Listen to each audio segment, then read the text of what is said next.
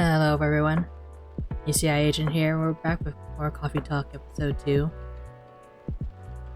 And we're gonna pick up where we left off. Start another day at the cafe.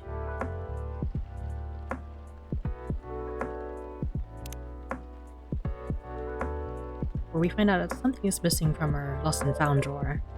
Did I misplace it?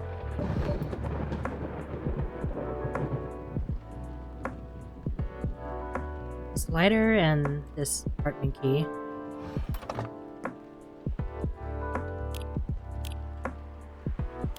What am I missing?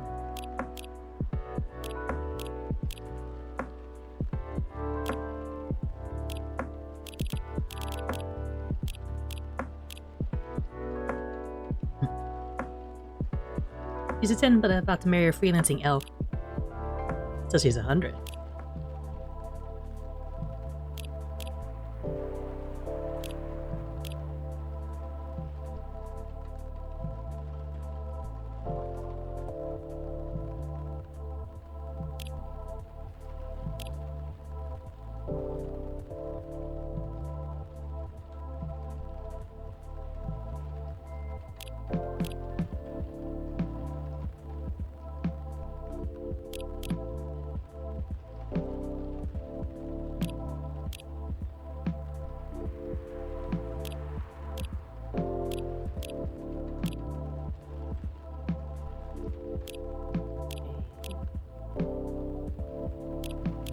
Diamond and silver, full profiles. Well, full in that there's really nothing on them. Let's start off with a nice story time. Strawberry Hair by Valia Oma. Put my heart on your charm bracelet, buried on your sleeve. So anytime, anywhere, you can always count on my heartbeat. Unlock my phone with your fingertips. Leave your fingerprints on mine. My power button off. Keep me away from the world.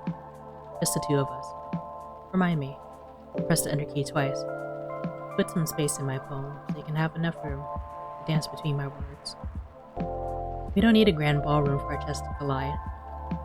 You said, my kitchen is big enough to let Beethoven fill the room with free release. Admittedly, he composed for Lady Therese. So Therese can play his feelings simply but still prettily, like your nightgown, fluttering as we spin, like your upside-down frown as we let our touching skin speak of our innocence. You can keep your glass slippers to yourself. There's no need for a fairy godmother in our story. You don't have to leave after 12. We'll dance barefoot on my kitchen tiles, or on the grass of your childhood park if you want to, like Ed Sheeran, our own perfect. We'll catch our breaths on the park bench when you're too tired.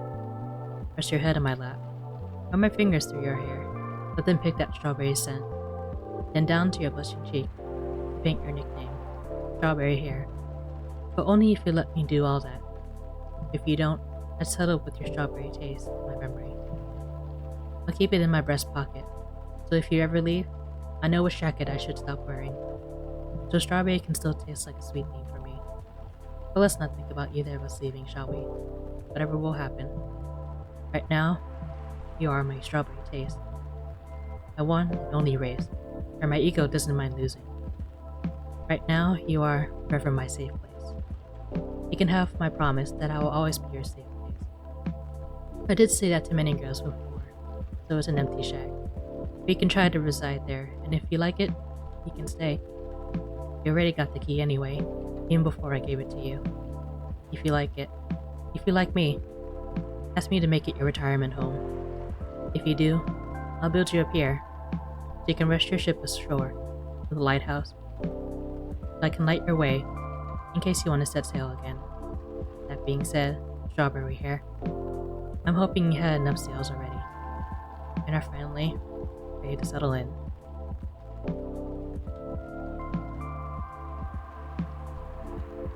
Poetry. Here, I'm gonna read another one, and if I read 2 for next in-game day, I'll catch up. Happiness like a cup of coffee. Hey, this might not help, but do you want to listen to me for a little bit? I want to tell you what happiness is like to me. To me, and maybe it's only to me. I see happiness like a cup of coffee.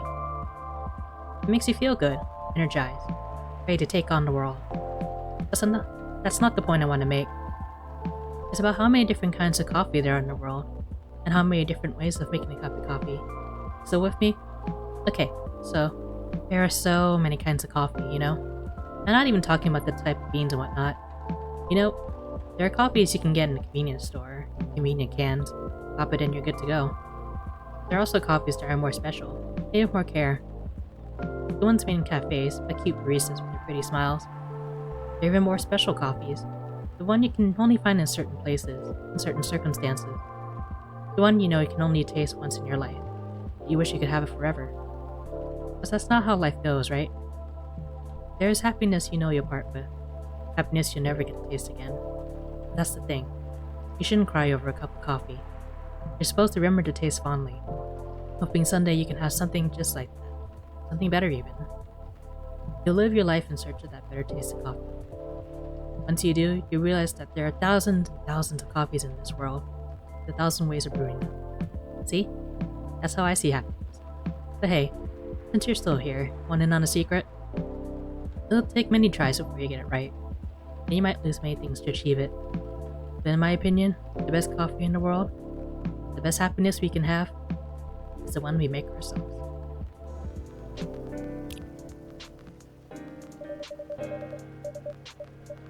Somehow I feel like it's gonna be a long, long night. Or not.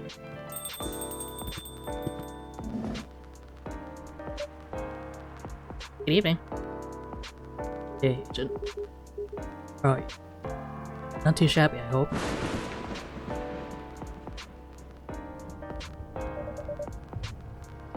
Everything's just fine. You sure? Positive. How about you, sir? How's work? My ship's over, so I'm free now. Nice. Never mind, T. Mr. Hyde was here just the other day. That's right. Did he tell you the reason for his visit? He's moving back here, right? Well, at least that's the plan.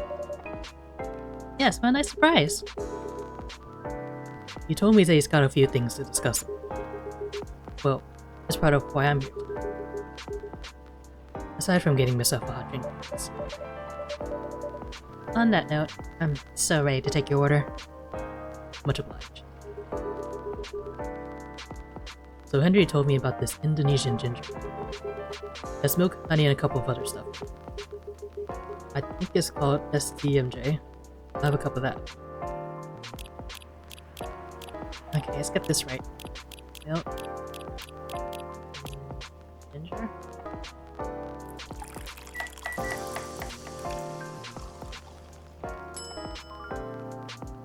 No, that's not it.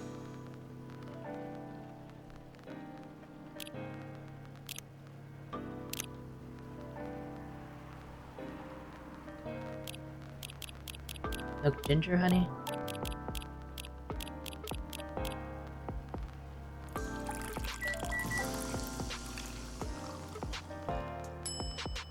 That'd be so particular.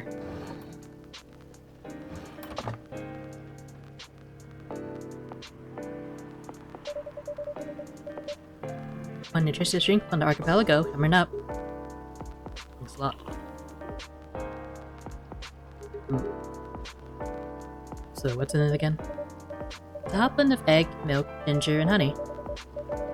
The drink contains the ingredients: susu, telur, madu, jahe. Milk, egg, honey, and ginger.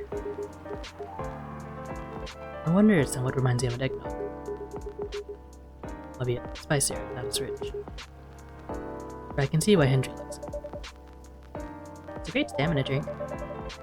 He probably needs it to keep up with Rachel's work. You're probably right. As long as he remembers to take breaks. Maybe I should invite him for a drink here sometime. What do you think? That'd be lovely. Then consider it done. You know what? I don't think Hyde will show up today. Oh? Why's that? When I called him earlier to confirm, he sounded a little annoyed. It's not exactly great outside. I thought he liked this kind of weather. Yes. His car, not so much. That thing wouldn't survive this kind of storm. Now to mention it, he may be right. I used to drive him in that car back in the day. Did he ever tell you how old it is? Yep, gave it a whole backstory of it. Oh. I guess I'm just surprised he still uses it at all. The car clearly holds a special meaning to him. He was also quite sentimental about it. Which makes me wonder if it has anything to do with him moving back here. What do you mean? He lived here before, right? Yeah. And he kept bringing up the past, too. Are you saying his move is motivated by nostalgia? I was gonna say homesickness, but I realize that makes no sense. I get what you're trying to say, though. It's a strange longing for a time that's gone by. Considering how fast things are changing these days. Maybe even too fast. Which is ironic, really. What is? Live long enough, you realize the only constant in life is change itself. Things like shifting necessities, curveballs the world throws at you with decay. The stuff we have to deal with indefinitely. Considering our lifespans, you'd think we'd get used to it at some point. But we never do. Never completely, anyway. I suppose the idea of getting used to change is a paradox in and of itself. That sounds about right. For us, nostalgia is like an anchor for dinosaurs like us. Keeps us from losing ourselves to the world's relentless speed.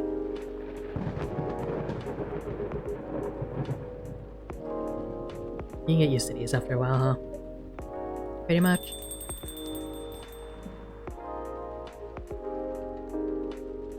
Oh, hey there. We meet again.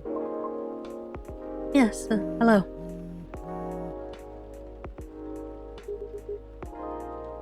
Excuse me for a moment. Got it. Welcome, Miss Riona. Good evening.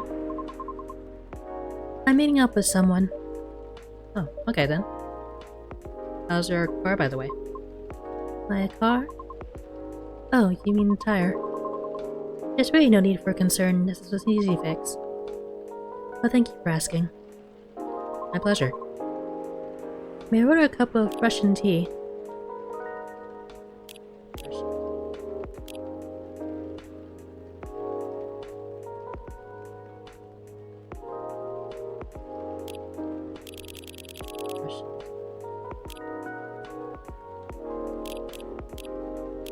What makes it Russian?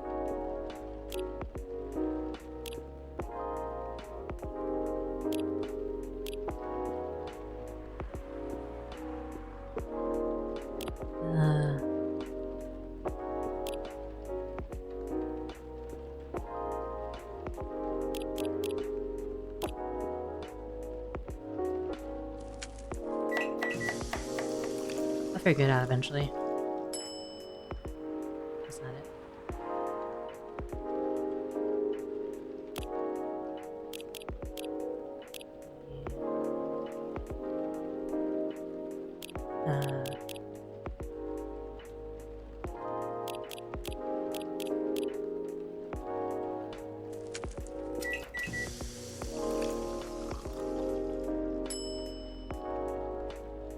Okay, lemon and cinnamon.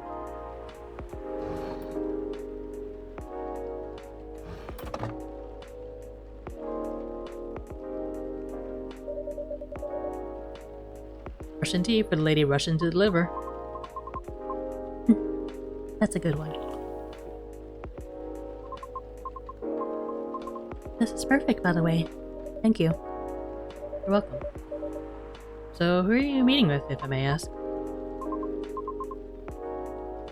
You should know, shouldn't you? After all, you were tasked to give me his contact info. Ah, that's right. So you two did end up connecting after all. We did, yes. But truth be told, I really wasn't sure about contacting him at all. Why's that? because as far as I'm concerned, there is no real reason for me to do so. Nevertheless, I send him an email the following night, right after the completion of my final delivery at 3 a.m. That's pretty late. A little, but surely no worse than forgetting it altogether. He replied straight away to my surprise. I had no idea you're such a night owl. Or perhaps just an extremely early bird. Right? I wonder if he ever sleeps. That should be a question for you too, miss. Oops. Anyhow, he answered me with an apology. He regretted his rudeness from when we first met. Which was another surprise since I didn't think it was such a matter of concern. Well, he did return here the next evening looking for you. Did he? Yep, he said so himself. I see. How peculiar. In any case, we exchanged phone numbers and have been texting ever since. And he said he wants to meet up and speak in person. Which is why I'm here now. But I'm still not quite sure it's necessary. I mean, maybe he just wants to chat and hang out. Perhaps. I suppose we'll see.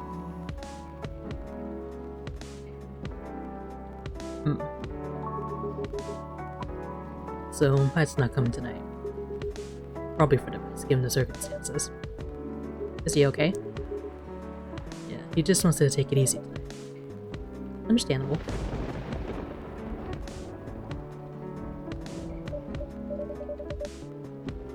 My apologies for these surges. I was hoping it'd become more stable as the days go by, but no need to apologize for something out of your control. That's right. You tried everything you could. I know. Thank you for your understanding. How are you doing this? Hey there. Did you manage to resolve your issues with children?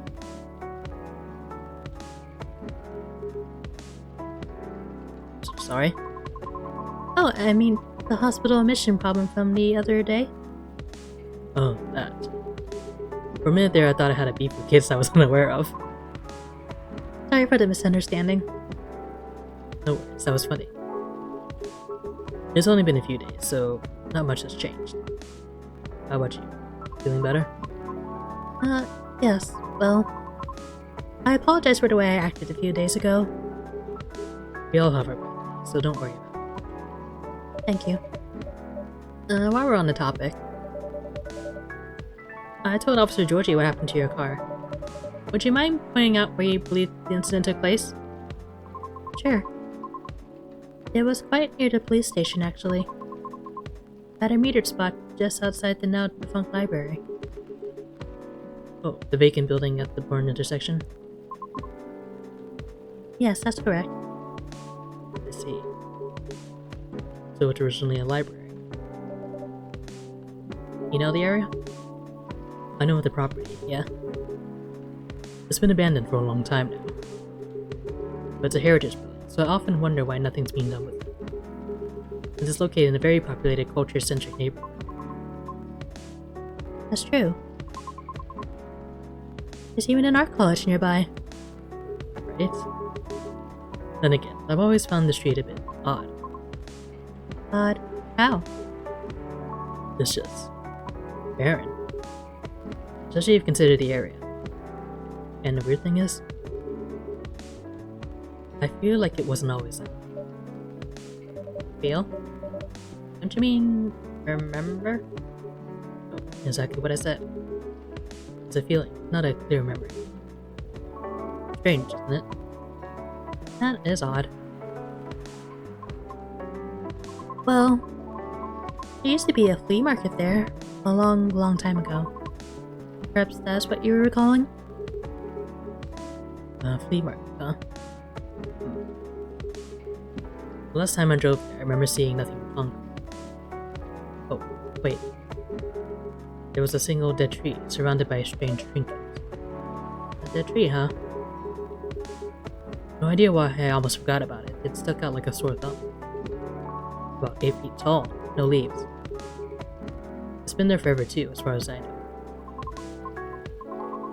The hawthorn tree was something of a landmark for us drivers. And the trinkets she spoke of were actually remembrances of sorts. Remembrances? Hold on. I'm just gonna recap a bit here, okay? Sure. Your car was vandalized near a metered parking spot in front of an abandoned library. A seemingly deserted street within a busy area. It has a large dead tree surrounded by remembrances for some reason. Sounds about right. Except the tree is no longer there. Oh.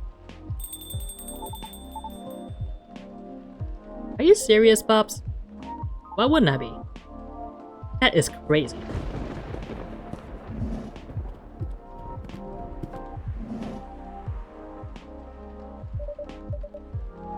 Good evening, gentlemen. Hey, everyone! Oh boy. I thought I'd be early, but you're already here, lady. Hello. Enter for the love of all things holy. Tell me my ladder is here. Well, you're in luck because it is. Ah, damn, thank goodness. Would you like me to get it now for you? Nah, that's fine, I'm just glad to know it's here. Just bring me my drink later. Sure. Let me know when you're ready to order. Cheers. And don't forget it this time, Georgie.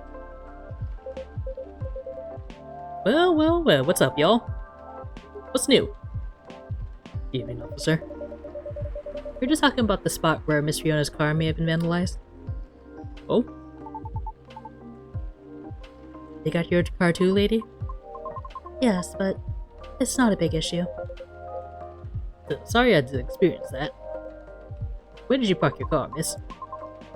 I can send you the coordinates if you'd like. That'd be real swell. Got it. Okay. Oh. Is it within the area you expected, or...? Pretty much. Same location where I parked mine a week ago. I see. You can rest assured, we already increased patrols in that area. That's great. But I'm the only one doing it at the moment. That sucks. What's that? Am I hearing you, out of all people, doubting my skill, Agent? No, of course not. I just thought it means an unfortunate increase to your workload. Oh, well, them's the breaks, I suppose. Anyway, give me your strongest espresso, Agent. Don't forget my lighter. Espresso.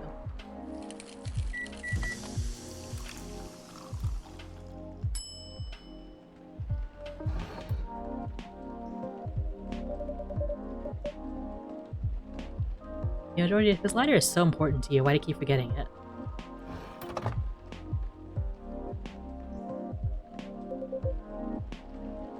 Oh, there it is. Thanks, Agent. You probably think I'm being silly. What can I say? It's my lucky charm. Yeah. It's borderline superstitious, I know. Don't you have anything of the sort? Well, I have good reason to be superstitious. Whenever I don't have this with me, things happen. Right. Alright. Here comes the strongest espresso in the house. Cheers. Perfect as always. Are you ready to order? Might as well. I like something desserty. This is my cheat day. Sure thing, any specifics in mind? Well, I saw this video of a Spanish hot cocoa drink yesterday.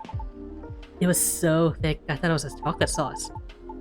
The name also reminded me of a song. But for some reason I can't remember the title right now. You know, that sounds oddly familiar. Real? It doesn't have that thick cocoa. It's got milk and a little hot spicy kick. Milk. Spicy.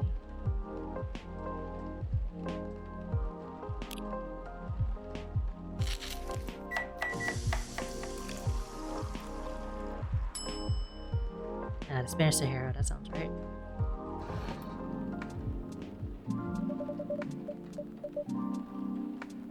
Whose keycard is this?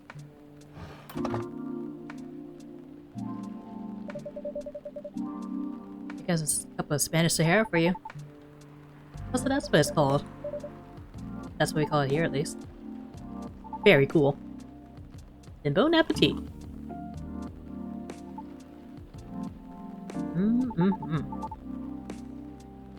I think this is it.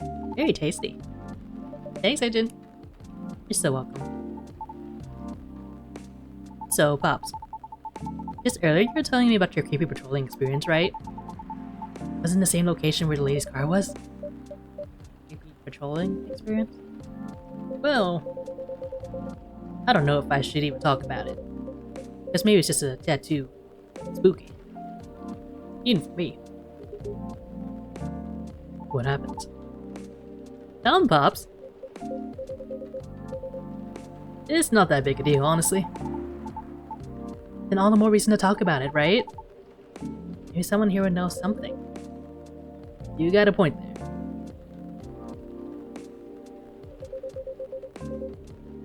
Yeah, we're talking about the area anyway, right? Yep. Well, I've been patrolling there the past few nights. The street itself is fairly straightforward. It's about half a mile round trip from the intersection and back. There's nothing much there either. Concrete sidewalk with meter parking spots. Fence here and there. An unfinished construction site with a couple of CCTVs dotted about. No tree. What tree? There used to be a dead tree in front of the old library. Huh. Oh, that old dead tree. It was uprooted by the city back in January. Huh.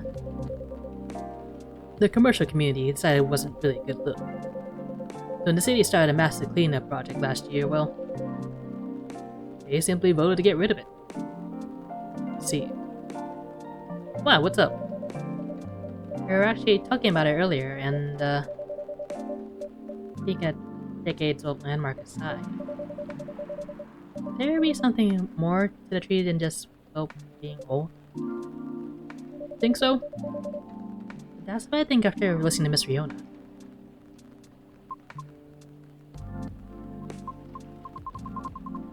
Are you expecting something from me, Agent? Huh? Oh, no. I'm sorry if I crossed the line. You just seem to know a lot about it, and I don't want to mix up the facts. I understand. I would like to hear the officer's spooky tale first, if you don't mind. Gladly, miss. Almost forgot about me there, huh? So anyway, patrolling under that tree is an easy task. Only 4 or 5 cars are parked there overnight at most. Makes keeping track of breeze. Sounds ideal enough. As expected though, nothing happened the first 2 nights. But yesterday was a different story. Hold on.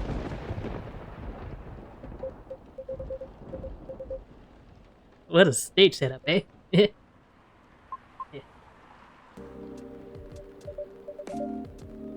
Yeah, there you go.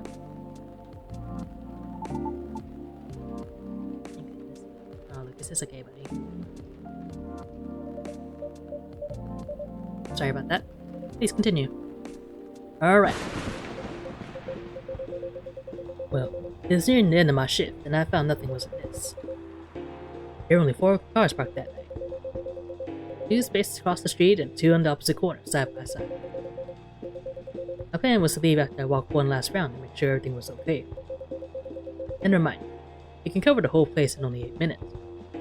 Okay? Then, at the end of my walk, I took a drag on my cigarette. Smoke as I was about to clock out, thinking 'twas another night job well done. Right? Wrong, as I was immediately faced with the impossible. 3 cars, 2 side by side, 1 across the street. All tires flattened. That's 12 bend-lost tires, right? In a span of less than 10 minutes. That is so strange. It would take several minutes to flatten just 1 tire. And that's if you're using the right tools. Right? But that wasn't all. Oh no, it wasn't. Because that was the moment the streetlights went out. Suddenly and all at once. What? Right after that, I heard flurries of footsteps and laughter. They were going farther and farther away from the scene, and yet I saw nothing at all. Oh. You sure? Did the CCTV catch anything? The infrareds actually managed to catch something. But the videos weren't clear at all, so I'm still investigating. Jeez Louise, Pops. That's way spookier than what you told me in the car. That's cool though. I may be laughing now, but I almost pissed my pants there, you see? Well, whoever they were, they sure worked fast. Right? Anyway, Agent, I think I want another drink. All the talking is making my throat dry, and coffee just ain't cutting it. After that, what would you like? What do you suggest? How about some tea with ginger and honey? Sounds good. Can you use the red flower stuff you have as the base? You mean hibiscus? Definitely. Okay. I like red flower tea with ginger and a touch of honey.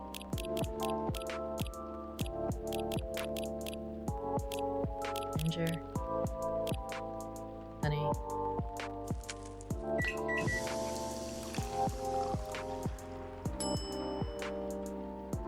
Satyr Rosella. You know, I don't know what to do with this key card. Maybe George can do it now.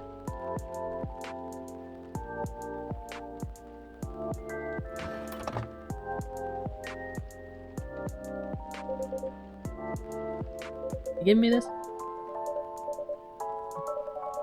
Yeah. Well, I'm piping hot Satyr Rosella for you. Oh? What does it mean? Jahe means ginger, that means tea, and Rosella is Roselle, not a name for hibiscus. See, legit herbal drink. Spicy but perfect for the weather. Good call, Agent. I'm happy to please. If that's the case, let me join your patrol op ops. Cause I'm not scared of ghosts. Real beings scare me more. Wait a sec, kid. What do you mean by ghost, eh? Jumping the gun a little, ain't you? I don't know, Pops. Maybe you've seen something crazier than that. This is a really serious problem, kid. Don't joke around like that. Sorry. Interesting. You know something? No, not me. But she might. Right, the tree, wasn't it? Oh yeah. What about it, miss? It's your turn to finish your thought. I'm not sure this can be any use at all, but... Officer? Are you aware of the story behind that tree? Huh? I recall what you said earlier. People often leave remembrances around it. What do you mean by that, miss? Well, it's because someone passed away there. What? Allow me to explain. I mentioned there was once a flea market on that street, correct? Right. They called it the fairy market. It was unofficially set up by the transients of the community. Transients being the government's term for unregistered citizens, including all the other uncategorizable beings at the time. Fairies were a part of that. Huh.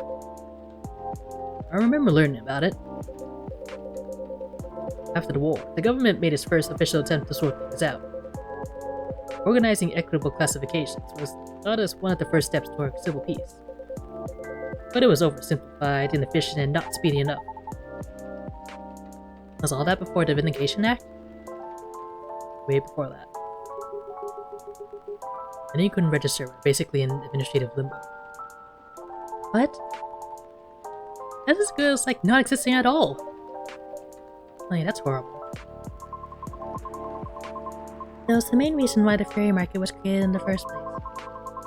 To ensure transient survival throughout the changing times. In more ways than one. The market had no real schedule, therefore, the start of Fairy Week would be marked by flowers strewn along the intersection. So people would notice and come and take a look. Sounds kinda too low-key, no? Because it was illegal, silly. No. And that was exactly the problem. The market ran day and night, its format unchanging. At the same time, the economy was slowly reshaping the landscape. People started to spend more, becoming reckless, while the laws were still shaky at best. Then a tragic incident occurred one night. A drunk driver was speeding and went off course, striking a vendor there. And the only evidence of the crime was that tree, standing where there was no tree before. Wait a second, what? Why did I never hear about it? How long ago was this? The accident occurred in 1959, but the market itself was forcibly disbanded in 1961. And before I was born, huh? Yeah, I remember everything. It was actually quite an infamous case, wasn't it? But due to the nature of the beings involved, most people couldn't help but, well, forget. Huh? We're talking about the late 50s to early 60s here. Post-war media was still quite scarce. And I remember the drunk driver was also the son of a very wealthy individual. Oh. Correct. But that wasn't exactly the part that made the case so infamous. It was due to the fact that no body was ever found at the crash site, as well as the vendor being a transient with no legal ID or paper trail. As a result, the court had no choice but to dismiss the case. But there was a body, wasn't there? Just not the one people might expect. You mean the tree? Right. And semi-spiritual beings like us pass on from the physical world. Some may leave specific landmarkers behind. Not all can do that, though. Us banshees don't do that. You don't? No, we simply disappear. So if I'm getting this right, the tree couldn't be used as evidence because it wasn't classified as remains yet. The witnesses were in the same boat, no paper trail. So the driver's lawyer took advantage of those loopholes. And that's messed up. Beyond messed up, Pops. Whoa. I'm boiling. I'll take a further look into this more, miss. But I have a question for you. Yes? Do you think the vandalism has anything to do with tree removal? I don't know. I suppose it might depend on when the acts of vandalism began. Yeah, that makes sense. It's September now. Well, I better get going. It's almost time for my shift. Okay, officer. Break a leg, Pops. I'd rather not. Stay safe. Will do. I'll keep y'all posted.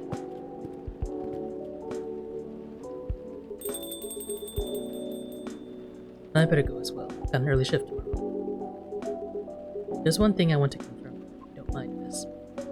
Yes? It's about the fairies passing, how everyone ends up forgetting about them afterwards. I really thought that was just a myth. I guess not. Unfortunately. That's why there used to be memorabilia around that tree. There were efforts by those who remembered to preserve the memory. But it wasn't enough, was it? Most people still have the tree. It really makes me question my memory. Are there any people I might have forgotten? Were there events I missed? It's quite scary to think about. For beings like us, being forgotten is inevitable. So, no need to feel bad about it. That's so.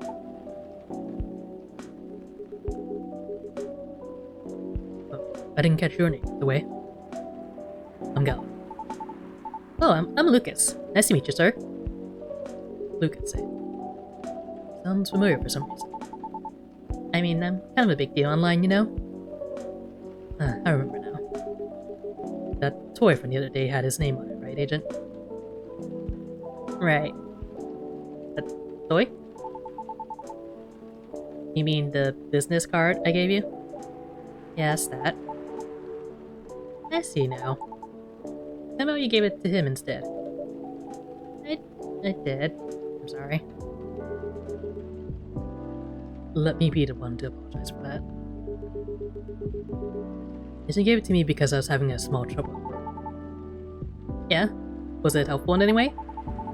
I mean, it's pretty good at easing up anxiety and such. I thought the children would like it, but apparently for them it's a little passe. What? Children nowadays mature really fast. Sure know their trends early. That is true. This is how things are for now and in the future. Gotta keep up with the world, else they'll get left behind. Yeah. Anyway, thanks for the idea of having toys around the office for the kids. I'll make sure to have more up-to-date stuff. Yeah, glad I could help. Nice meeting you. Good luck with your future auditions, Miss Ryota. Thank you. See you around. Bye, Agent. Take care.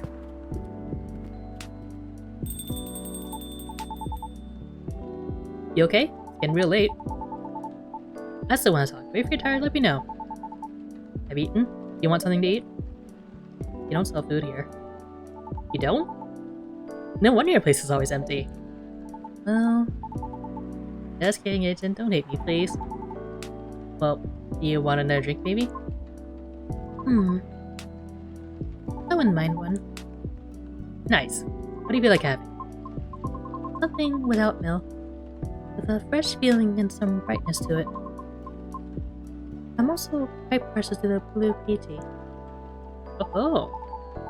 Okay, I'll order something for you, may I? Sure. Agent, could you try this mix? I saw this pretty drink in a video and it looked perfect for Our Lady. What is it? It had blue pea as the base, a lot of mint, and a splash of lemon. A lot of mint, splash of lemon.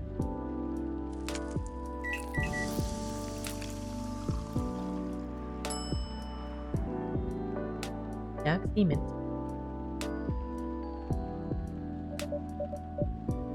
Here you go, miss. And the man sitting right beside you. Looks nice. Very pretty.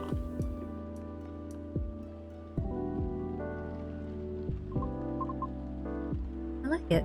Thank you. I'm glad you do. And wow, Agent, it looks exactly like what I envisioned. You're a G. I'm happy you both enjoyed it.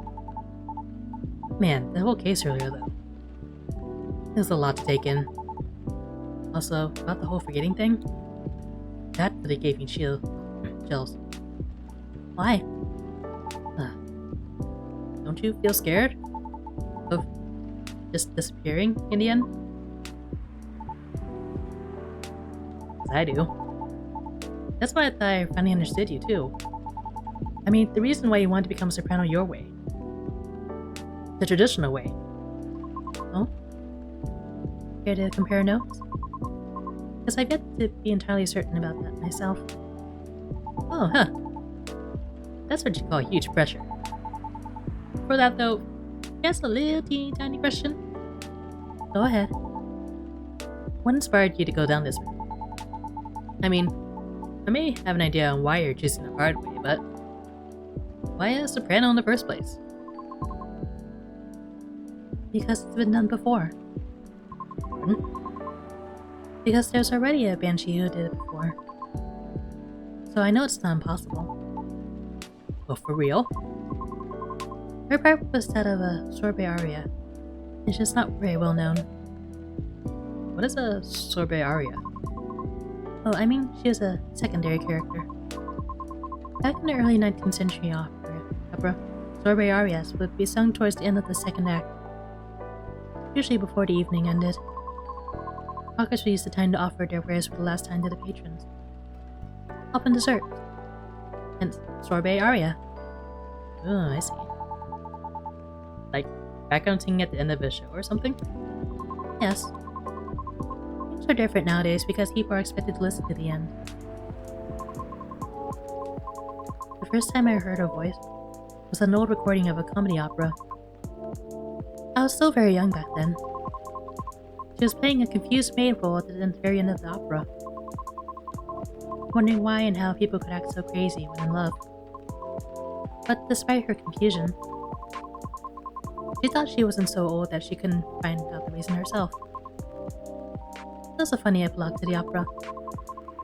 But hearing a banshee sing such a playful and lighthearted piece is truly an eye-opener for me. Oh man, I bet it was. Sadly, I couldn't find any of her other work, but it always stuck with me nonetheless. So I left my commune and started trying on my own. That's really cool and brave of you to do so. I agree. I had never talked about this before. It's a bit embarrassing. Nah, don't be embarrassed. I think it's super cool. You're just feeling inspired to push yourself beyond what's expected, and wishing to leave a mark on this world. Is that what you think? Huh? You're just trying to follow a path that has been traveled before. And that's not always such a bad thing, especially for beings like us. You're just being careful yet courageous. Right, because the path you're choosing to walk on is still difficult. Trying to leave your mark. I don't know. I just feel maybe you're the same as me. Like, what's the point of being born if nobody's gonna remember us? Right, Ancient? No comment. Aww. Why do you want to be remembered so much? Why wouldn't you? Most banshees see the end differently than most. So, care to enlighten me? I can't speak for anyone else, but in my case, I was a kid who grew up in a large family, you see. Like, humongously large. Literally couldn't count all my siblings even if I wanted to. Because they're everywhere thanks to my dad. Oh. We weren't wealthy though, not even close. The money situation was always suffocating us for real.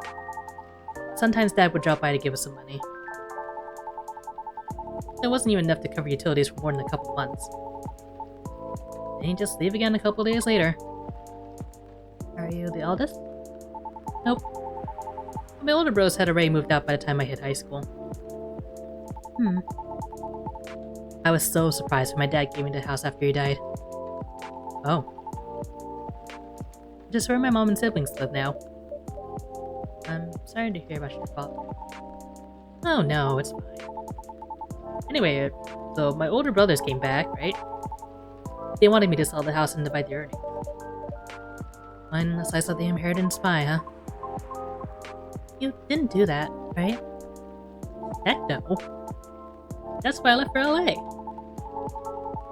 So if they really want me to sell the house, they didn't have to chase after me. Good call. Thankfully, my younger siblings and I are pretty tight. We're a good team. That's a relief. But that was also why I needed money fast. I needed to send money to help with my family's bills. And of course, I could stay alive as well. That was why I ended up having to join the production house. The production house? Yeah, it was like a bunch of content creators getting together to make videos every day. I was young, and naive too, you know? Because it was my first time venturing to another state completely alone after all. So I didn't know better how predatory this could be. Man, this isn't even going to be an entertaining story.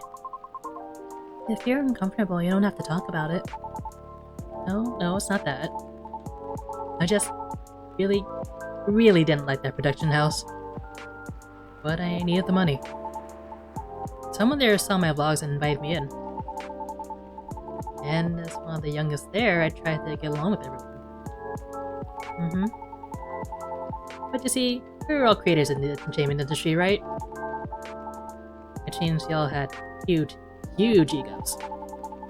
So naturally there was somewhat of a hierarchy of sorts. Trying to be the all-around helpful turned me into the butt of the joke all the time. That didn't discourage me all that much, by the way. I mean, I also learned a lot there, not gonna lie. Still. Well, long story short, being tokenized sucked. The end. No disagreement there. Sorry, I swear that wasn't what I want to talk to you about. It's fine. I actually learned a lot this evening. I just don't want to take up more of your time. So can I just ask you a direct question? Sure. Great. Would you be interested in guest starring on my new show? Huh? I realized I was being dumb the day we first met. I kind of forced my thoughts on you and was just being a general smartass. I undermined your straightforward efforts because I was jealous of your self-resolve. Since everything I did was anything but. But you succeeded eventually, didn't you? And you worked hard for it. Yet I almost ended up losing sight of why I've been doing this in the first place. I went with the flow, made excuses a lot. How to justify the game. But to what end? That's why I've been trying to put together a talent showcase for those who need extra exposure. It's going to be a small production thing. You'll be paid, I swear. And not the exposure either. Though it won't be much at first. Because I don't have that much money ready to use at the moment, so... Wait. This was a bit sudden, don't you think? No pressure though. How does the show work? Well, I'm not 100% sure of the shape of it yet. But ideally, you'll have like an interview at first, and then I'll record you singing. I'll bring all the gear. I'll also be doing all the editing stuff. It's gonna take a bit of time since I still have my main show to do. But I did start my vlogging journey on my own too. So I can bet you the result will still be quality. Your show will tank if I'm the first guest. You realize that, right? If it does, then it doesn't deserve to exist. I don't care about the haters, but you do. That's why I won't push you.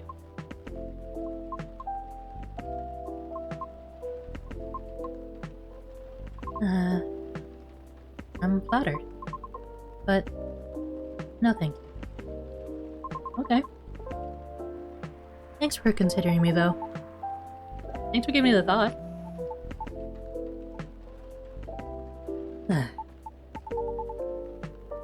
Looks like I have to go. Okay. It's nothing to do with what you said, okay? Just bad timing. Yes, I get it. Cool. I hope we can meet again like this. If you want to. Maybe. I'll take it. Thanks for your time too, Agent. Sorry for bored you. No, truly, it was my pleasure. Cool. Okay. I really have to go. See you around? Safe trip. Alrighty. See you, Agent. Come again soon.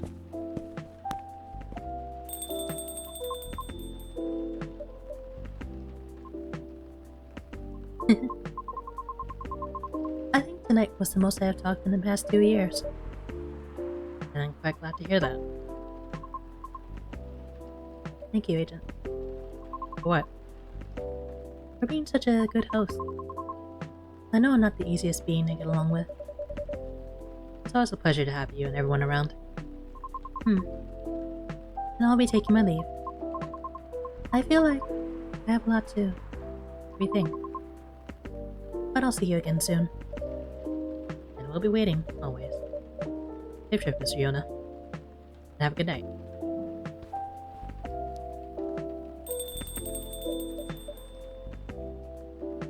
Yeah.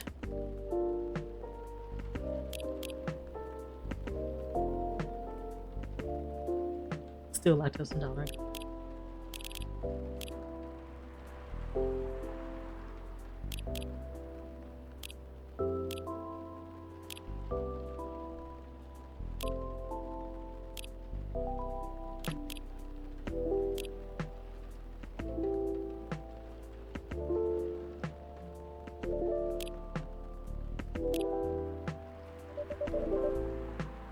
I think I'm done for tonight. Hope everything will work out for everyone.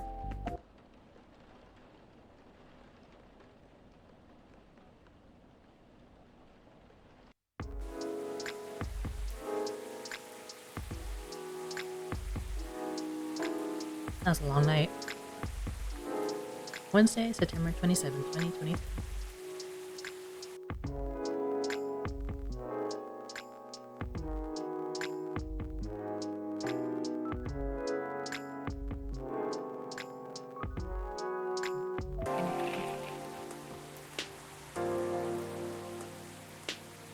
World Golem Culture Center grand opening to be held in Bhutan. Lunar Soul Panel prototype ready for the first test. Newcomer progressive elven metal band Avatar toss US music. Huh.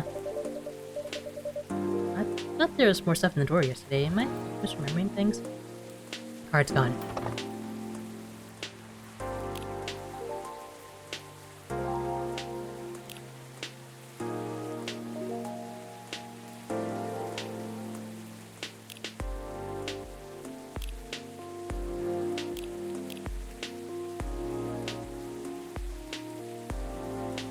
Yes. All about self-care, Rachel.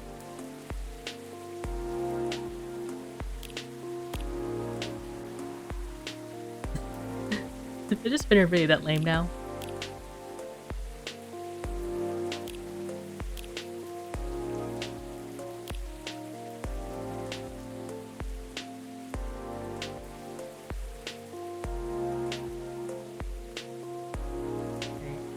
Catch up on my stories. 7th of July by the Magpie Bridge. She looks so pretty in her rented hemp pattern yukata. Such a shame there was raining tonight.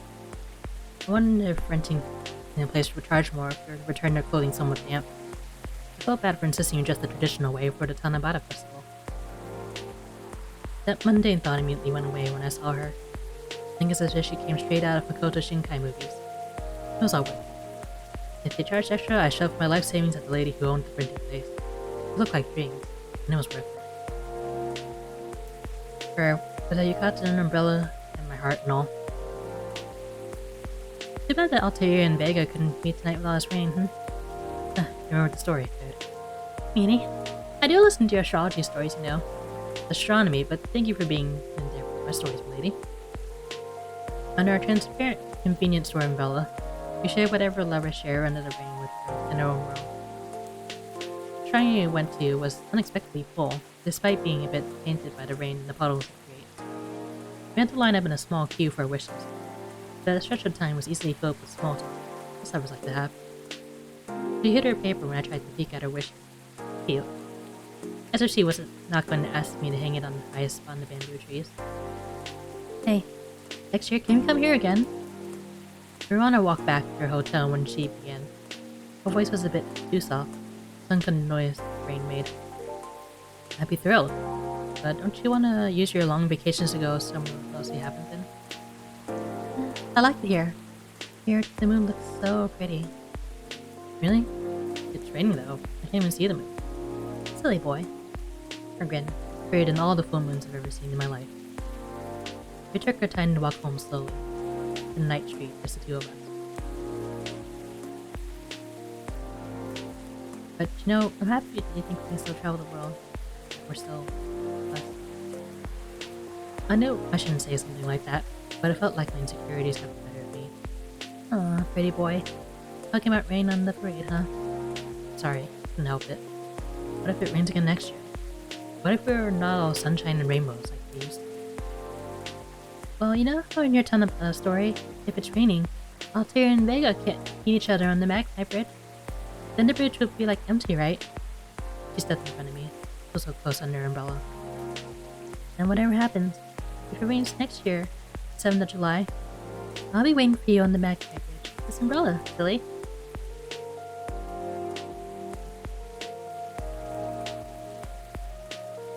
What's left on the bar counter? Can I borrow your lighter? Sure, have at it. Cheers. You waiting for someone? Maybe, maybe not. I guess. Who knows? Jeez, man. Sorry to hear that. Tell you what, next round's on me. Sure about that? Well, I'll take it. No worries. Tell you about your situation. This is a good bar, so drink on. Leave your sadness at the bar counter. That's what they always say, right? Huh. Amen to that. Yep. Come on, here's to a good bar. And to unexpected company, eh?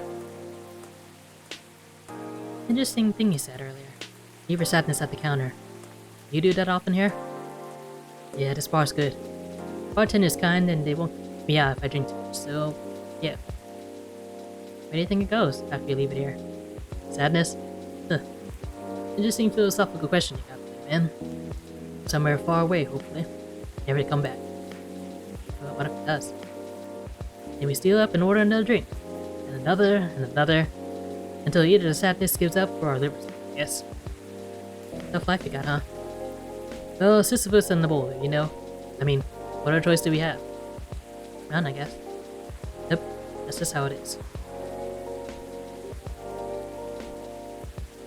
I gotta go now. Interesting chat we had, huh?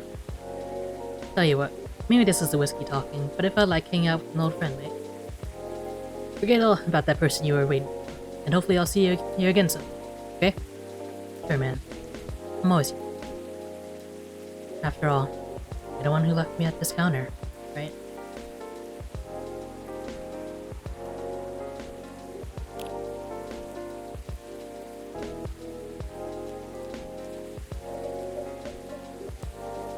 Let's see. All the ingredients are stocked up. And the weather's keeping quiet.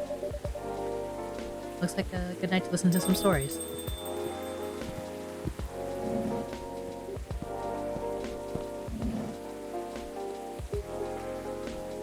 Hello, you two. Good evening, Mr. Hyde, Mr. Gala. Nice to see you two. How'd it go at the hospital today?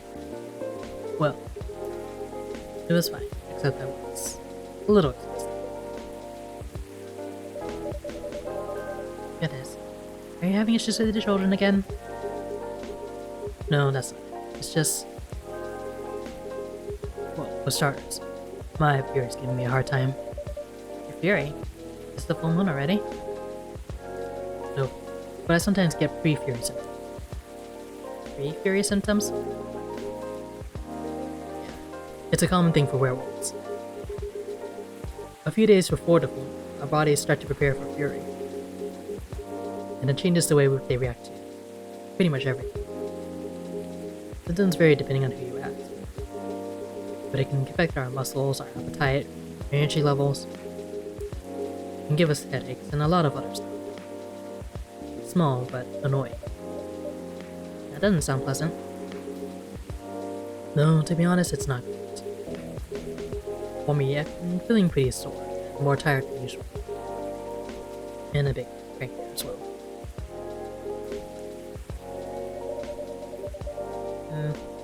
Is there a drink that could help you with that? I never found it, but if anyone can come up with this... Since Galahad can soothe your fury, maybe it will work for your fury as well? I think you need to be more relaxing. Like Galahad, but with no caffeine. And maybe blue?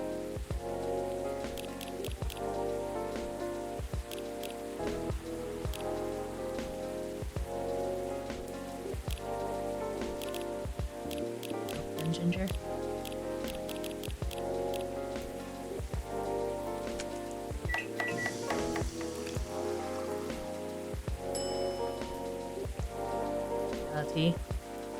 Galatea. Here you go. A Galatea for you. You come and put these names on this spot, agent. No. It's a bit of a soul search. You tailor it to the situation and so on. It always makes it sound like you know in advance what we're going to order. Well... a lot of sixth sense. Right. Let's see how your sixth sense takes. This is excellent. Exactly what I needed. Very happy to hear that.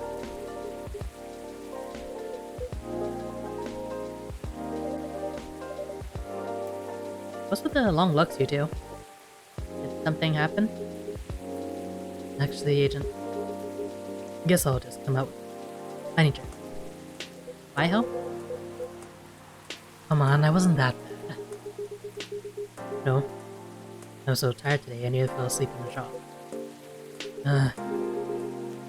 But most important, it's not good for me. Moping around, so refusing to look at the solutions. I've never seen you like this, and I'm getting worried. There's nothing to worry about. You say that, but then you spend entire nights looking miserable. No advice I come up with is good enough. And Hyde, I'm barely keeping it together as it is. You should know by now how I feel when it hears about this. Oh no, they're fighting. I take it you two ended up chatting yesterday after all? You bet we did. After I walked out of here, I headed home and found this one, lying on the sofa staring at the ceiling, looking so gloomy it's took the color out of the room. That's not the first time either. It's a constant these days. Please help me help you, Agent. I'm at my wit's end. Mr. Hyde?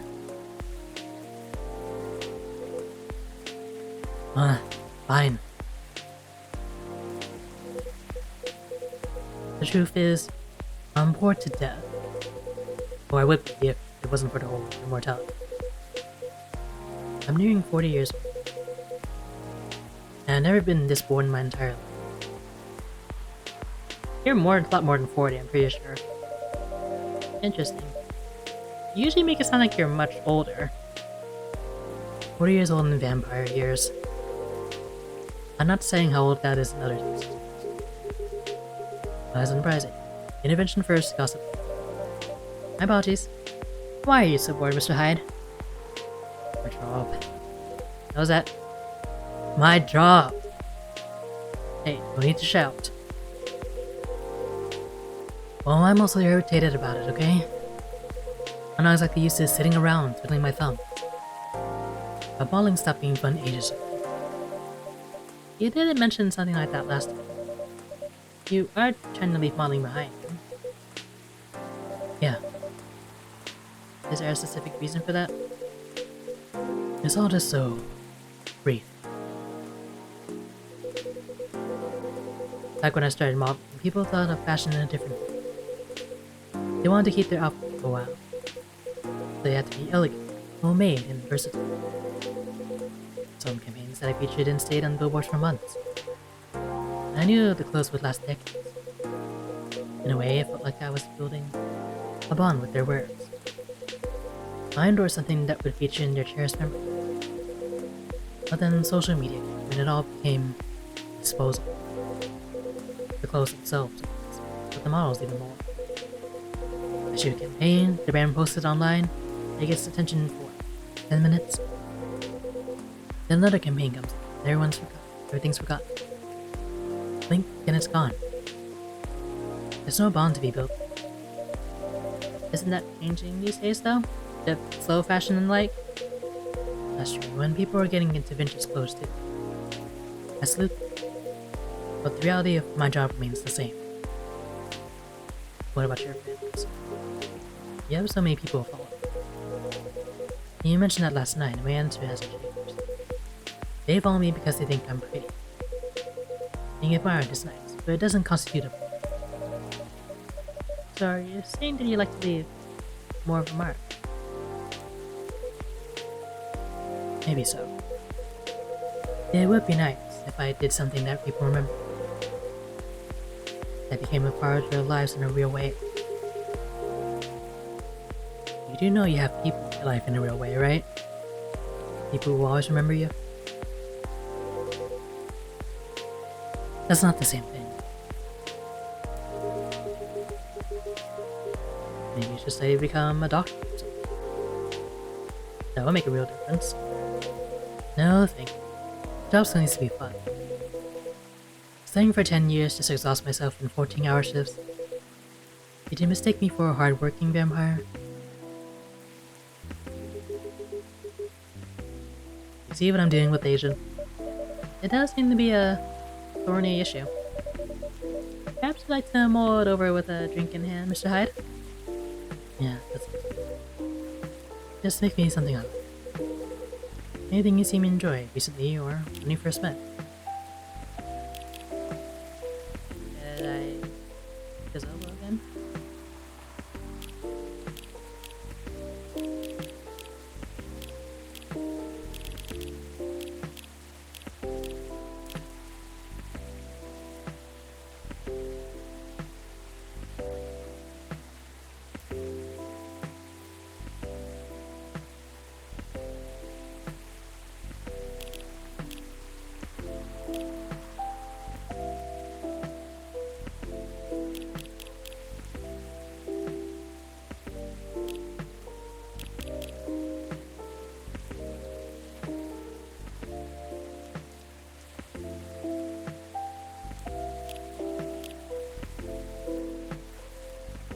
What have I made in the last game?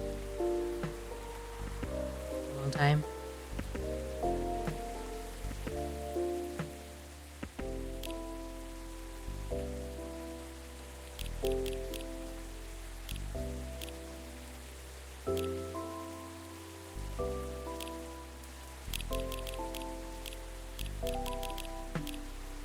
Yeah, let's just stick to what we know.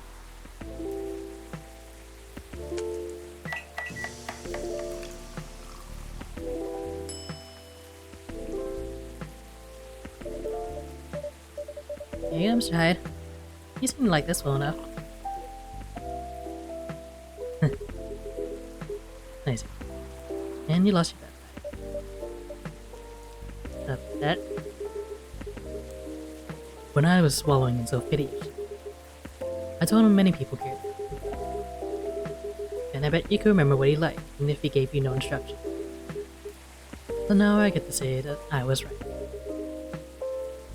And Hyde gets to buy me dinner. At a place of my choosing. Ugh. You're gonna pick that horrible steakhouse again, aren't you? You know it. Have you won other bets in the past with Gala? Let's see. You say it. He's won every single one of the bets we've ever made. Wow. I'm just close to being able to buy a new TV with my name saving on food. Just rub it in my face, why won't you?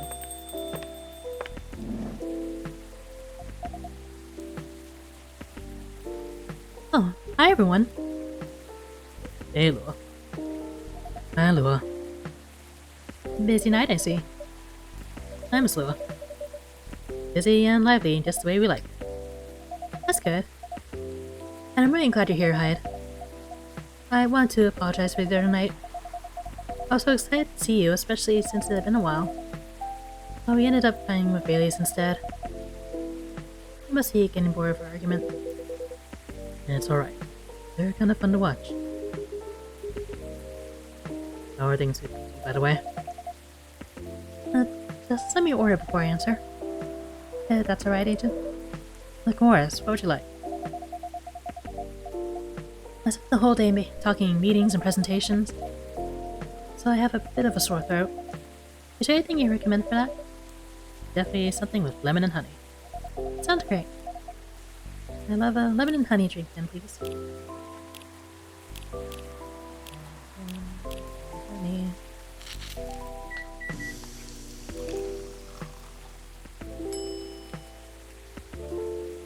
Cough syrup.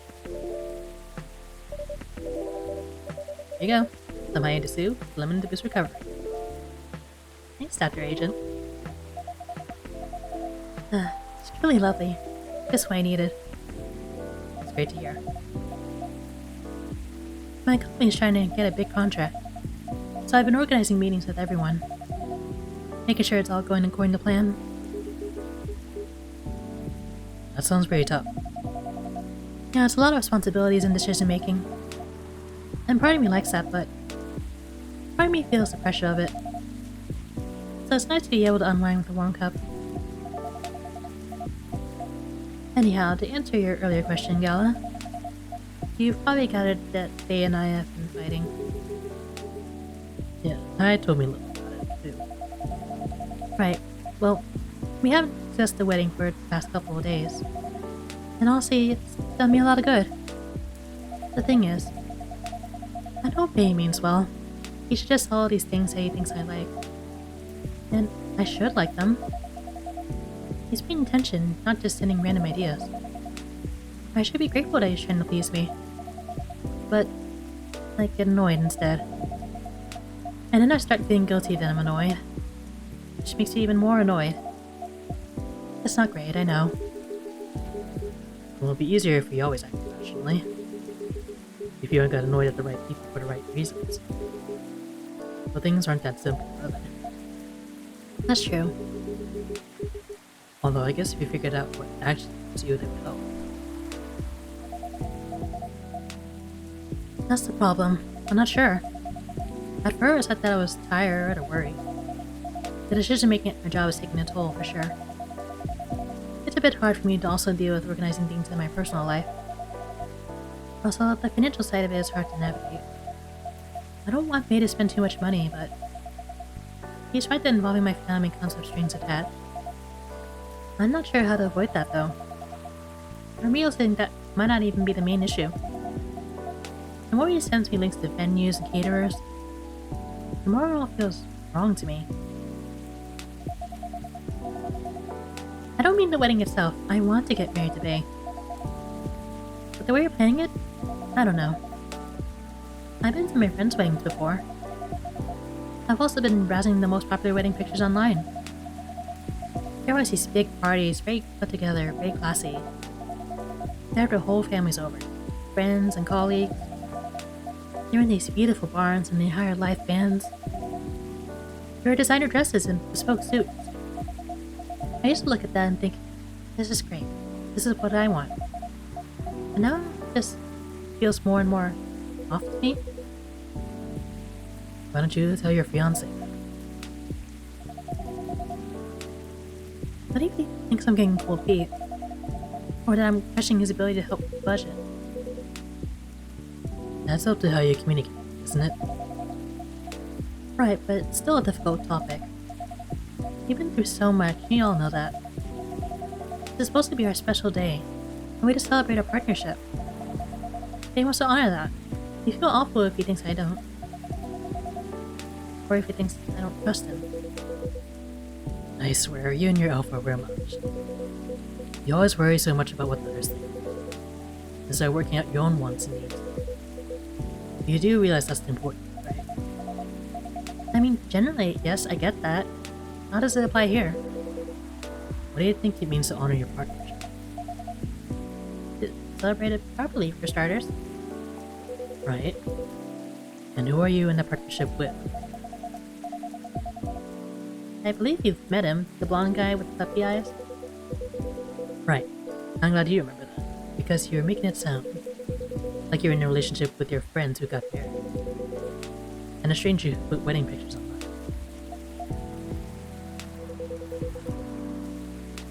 This is your relationship you're celebrating. Why are you so concerned with other people's weddings? Your special day needs to make sense to the two of you. Have it in trainers at the fast food joint if that's what you want. That way you can also take the budget out of the equation. A simpler wedding won't feel shabby if you make it properly yours. And I still want a pretty outfit and decent food. Thank goodness. But point well taken. It's just... my family might have certain expectations. Did they only say that? No. Then maybe they. Or maybe you just think they do. The only way to find out is to talk to them. Besides, isn't Beatrice also about to become your family? You sure are the only family he's got. I'm not saying to disinvite everyone or to fight with them or anything. But you shouldn't put their needs above your own. I really shouldn't, should I? You give me food for thought. Thanks, Hyde. My pleasure. It's amazing how you perk up when you give people advice. Maybe you should become a therapist.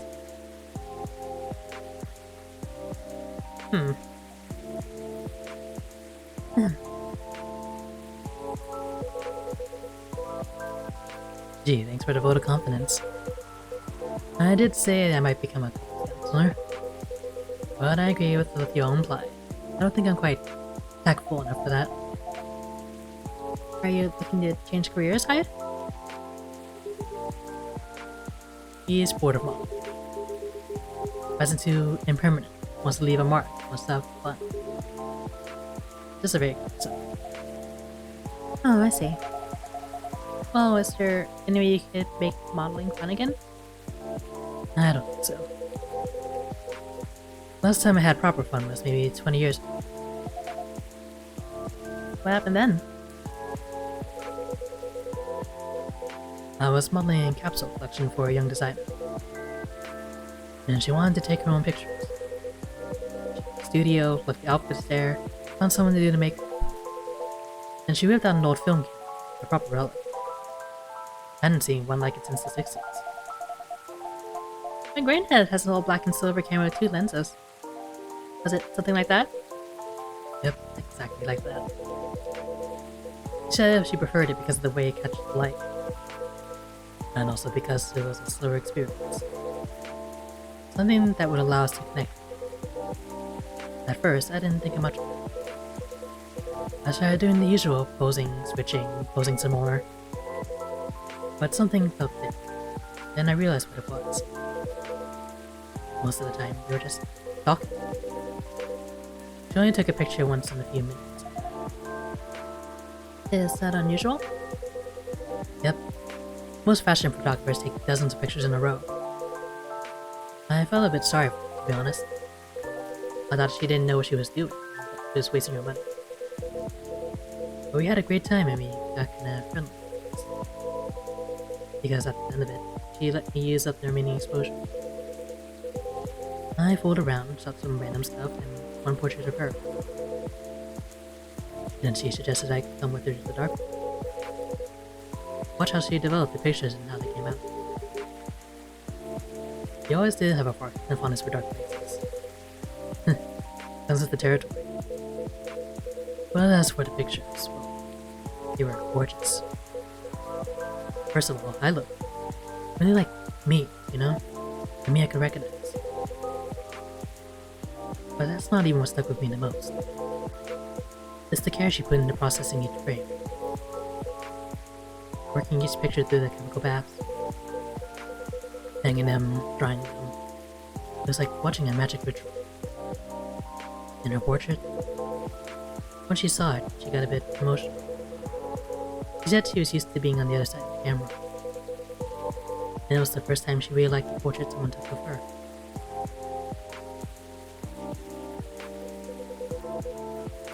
I'm in a weird place these days.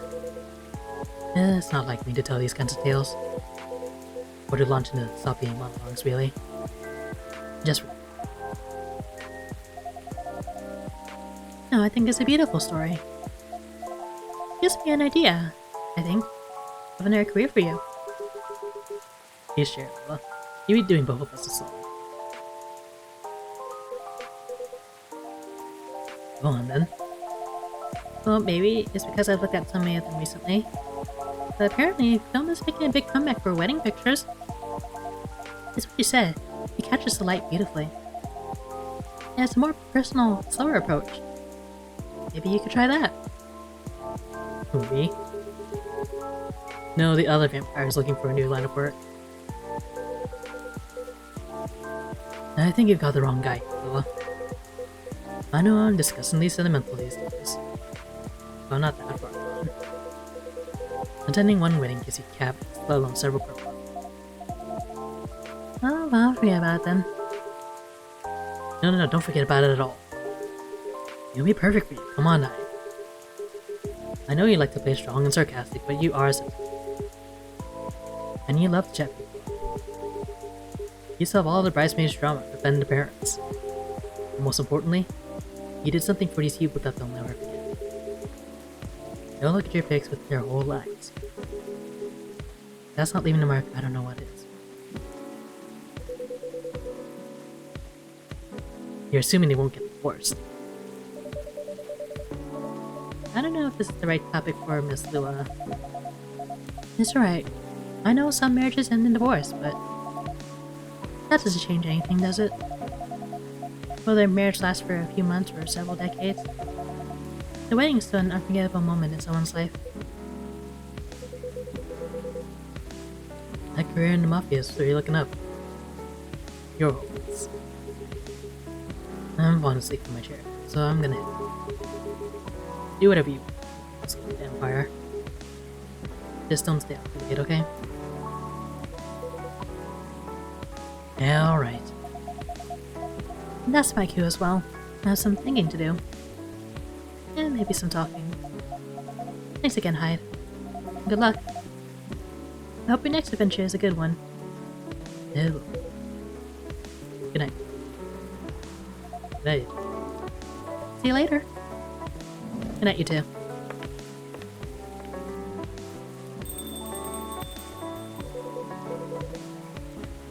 Here we go again. Last one's it. Indeed. Proper night owls. You didn't say anything about the wedding photographer idea. It's ridiculous, right? That's not for me to say, but I wouldn't call it ridiculous. It sounds like you enjoyed the whole film photography experience. And you do like being around people, don't you? I do, sometimes, but not romantic. People get married, they think they're taking their first step into forever. Well, there's no such thing as forever. Everyone ends up disappointed in some way, and then, next thing you know, I don't want to sound too depressing. So you don't believe in love? Of course I do, but only in a certain way.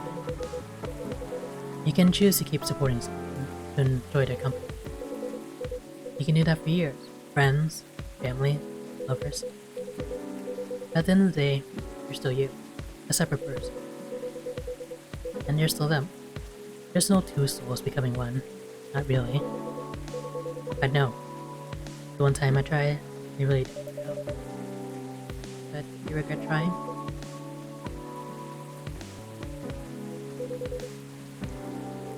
No, I guess I don't. It confirmed to me that marriage, like, it's never gonna be my thing. And there's freedom in knowing that about myself. It's given me space to build other relationships that work better. But at the same time, when I see people who truly believe, people who walk into, willing to share their lives so closely, even if for most of them it won't pan out, there's something beautiful. Like watching a butterfly fly too close to a flame. Or a flower bloom like it will never bloom. Well, I cinched off my wing, but I'm still here. And on that day, for that minute when I said we'd be together forever and meant it, I sure felt alive. If you know all that, then you must also know that's something worth celebrating. And something worth helping other people celebrate. You're a tricksy agent. And I'm too tired to think your logic. Which means it's time for me to hit that. Of course, Mr. Hyde. I meant to say, I appreciate our one-to-one chats. I hope you can keep providing you with a comfortable space here. Oh, it's been comfortable for sure. Besides, well, it all boils down to this, doesn't it? The way time passes for me is very different from anyone else. Thank goodness God is from a long-living species. But even then, you'll grow old before I do, eventually. The world will change 100 times. Technologies will die out. New technologies will come. I'll feel again the way I feel now, in a century. Me too. And Lua and Gala won't be around to give me advice. Both won't. But you, am I right, Agent? That's very perceptive of you, Mr. Hyde. You're going to know me quite well. It's only fair that I know you'll in return.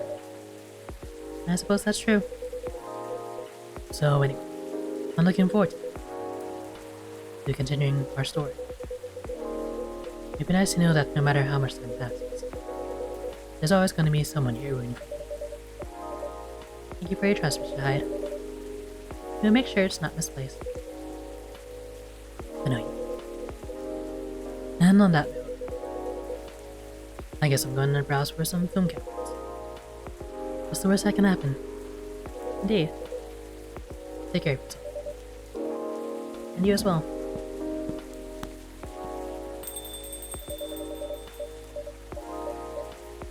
Won't wait for you, Mr. Hyde.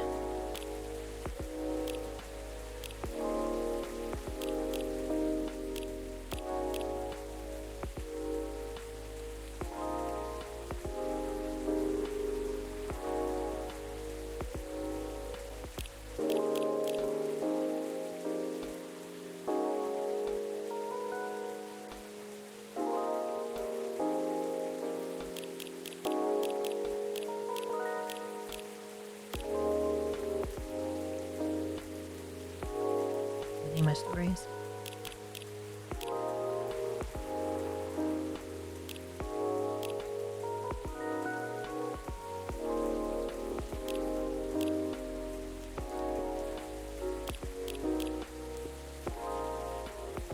So I guess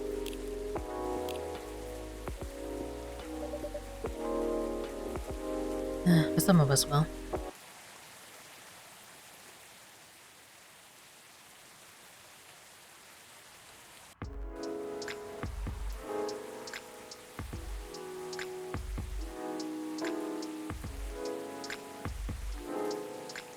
Thursday, September 28th, 2020.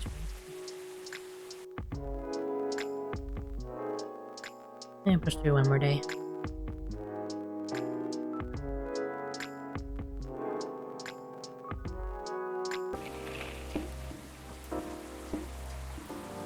New image recognition tech confuses gnomes with dwarves.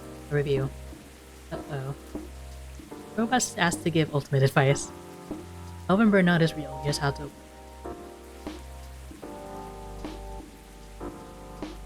Man, this game really predicted everything.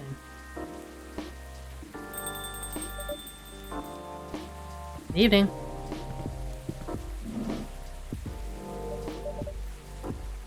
Officer, welcome. Hey, Agent. How are you doing?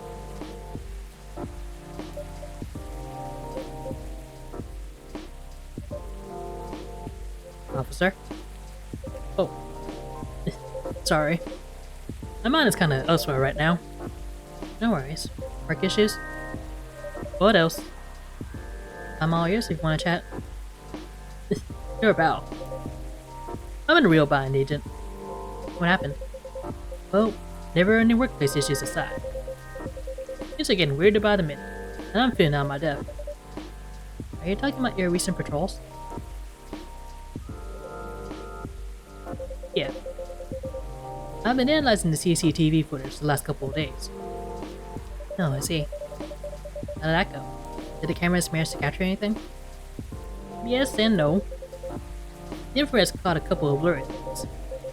They ran off, turned the corner, and disappeared. Could have been anything. Rat, cat. But neither fits with what I heard on the scene. Footsteps, you know? Laughter. Come think, it sounded more like giggles. Giggles. And herpes? Giggle? No, that's not still. Even if they could, it doesn't explain the footsteps. I see. What's next? I have some ideas, but they're just wild theories at this point. In short, I'm stumped. You know, Agent, I'm racking my brain ever since Miss Fiona dropped that bomb about the fairies. So, what about that? As it turns out, fairies was an umbrella term for many types of beings. Anything that didn't fit the known physical rules at the time was to be referred to as such. Oh, Does that mean banshees were part of the fairy folk?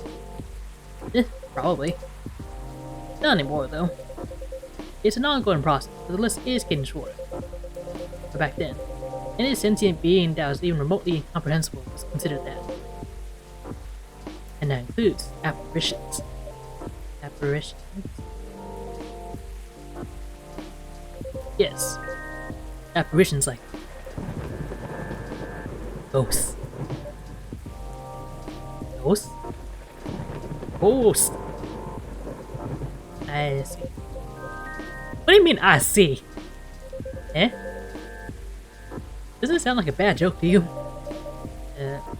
I'm not sure I follow. But come on. Those don't exist. Do they? Because if they do, all I can think about is that damn tree now. Ah, right. The tree. Does that mean it's haunted? It could be.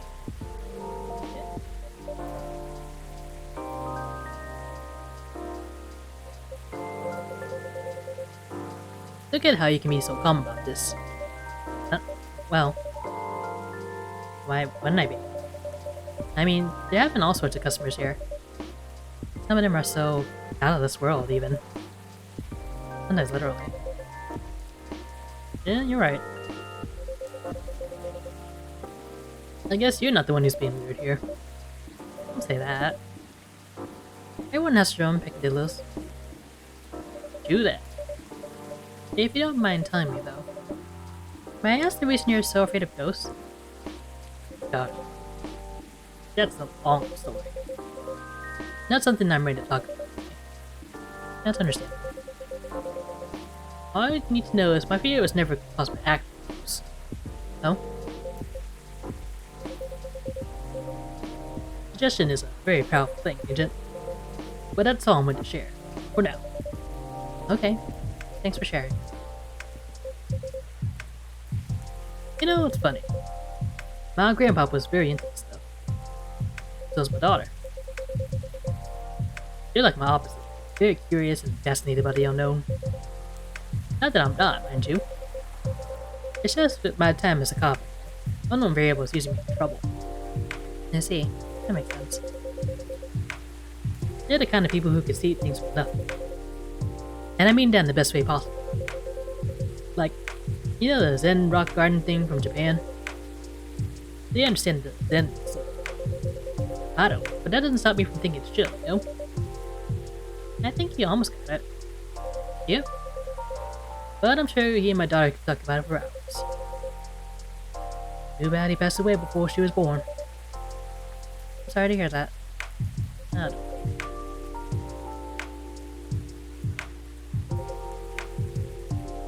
On that note, you see my lighter, right? I say I'm pretty well acquainted with it now, yes. My bad. That thing was originally my grandpa's. He bought it sometime after the war ended. Just to commemorate the upcoming new era, he said. In more ways than one. He got honorably discharged due to a severe leg injury he'd never be able to recover from. At the time, he was living right across the street from the former town hall. For obvious reasons, he couldn't walk far. It was a good location for him with all the veteran support nearby, you know? Right. Now, about the street. You see, my grandpa liked to chat. Never liked being alone, that guy. Plus, he pretty much hated his bleak room.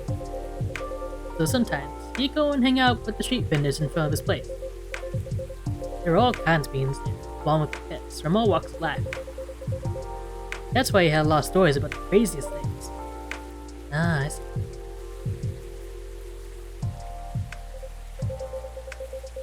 You see, the street's name just came to my mind last night. Can you take a guess what it is? You mean... Burn Street, huh? It wasn't called that before. That's why the whole thing didn't click with me straight away. But I went through his files and it checks out. Does that mean the vendors he was talking about? Bingo. And you know what? He bought the lighter there. Wow, what a coincidence. Are you sure it's only a coincidence? What do you mean? Come on. Ain't no way they're just coincidences, Agent. Everything's lined up too perfectly, if you ask me. Uh-oh. Think about what's happened so far. It's my team that found out about the vandalism before they dumped the whole case on me. Then my car was hit, out of everyone's. Right. Then my luck started tanking. Broken mug, fan, black cat. There's tons of weird stuff happening in the past week alone, you see. Right. Then one thing led to another. My team was chosen to lead the investigation. And tell me, who's in charge of the case? Me. Then there's the Banshee lady, your patron, with some information I wouldn't have thought of. Their trees, the fairy market. Information I wouldn't even have remembered on my own. Right. And now we know why I kept on losing my lighter, right? How are they not connected? Tell me. Well, if you list them all in order like that... I'm telling you, Agent, that place is calm. This is made for me. But they really picked the wrong guy. I'm just real bad at dealing with spooks. They make me question everything I've ever known, you know? But I've always thought you're pretty good at handling ambiguity, officer. Not when it comes to supernatural stuff. Because we don't know about what's real and what's not. What do they do? Hurt us? Do they bring bad luck? Good luck? What's the truth? Who knows? Maybe you should take a day off and catch up on your sleep. Oh? What's that? No, nothing. You know, another patron of mine suggested a documentary to watch. Yeah. The focus was on interesting drinks from around the world. You can find everything from the mundane to extreme. From local comforts to really special stuff. And I think that picking one particular drink might interest you. Oh? It's something like a protection drink. It's made of coffee, honey, lemon, and a slew of other ingredients. Huh. Protection from what, though? From evil spirits and bad luck, I think. Maybe it'll help ease your mind a bit? Yeah, gotcha. But hey, even if the whole situation is haunted, there shouldn't be any evil spirits. Right? I wouldn't know. But I might need your lighter. Before. Well, the drink needs to be lit up. I just think your lighter might give it an extra magic boost. Compared to just using a regular flame, I think. Where are you gonna make me anyway? Nah, I trust you. Here.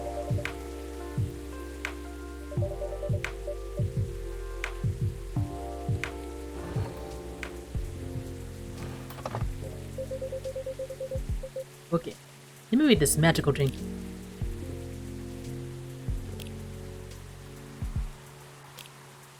I'm on it.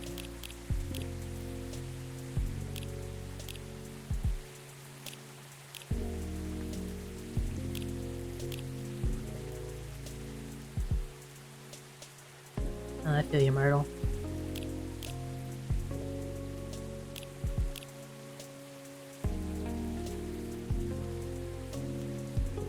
Do you know why the satyrs from France are more musical than the ones from America? Because they have French horns! Quack, quack.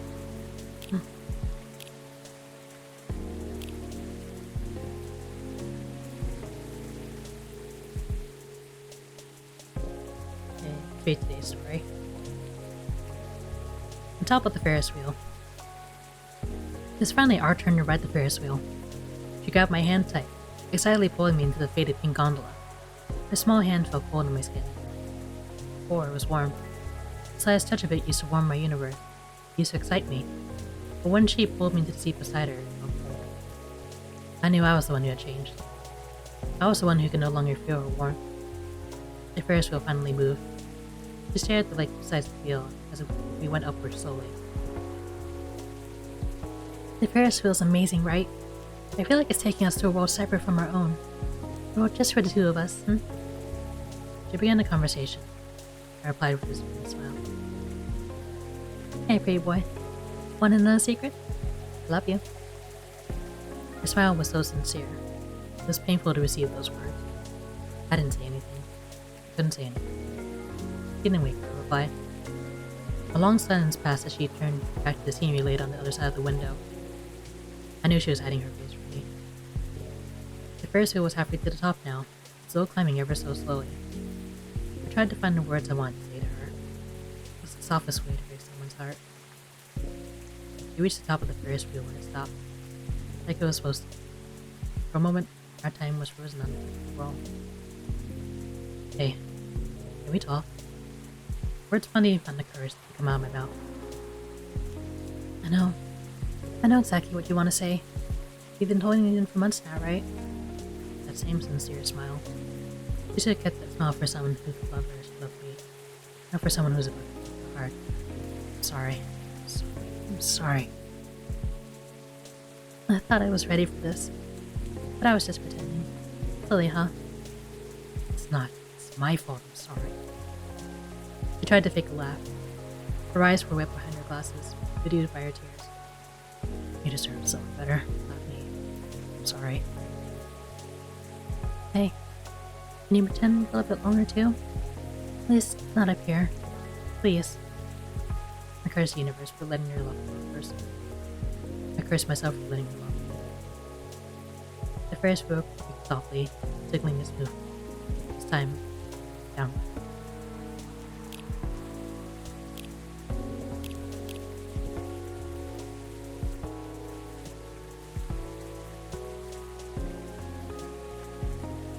Coffee.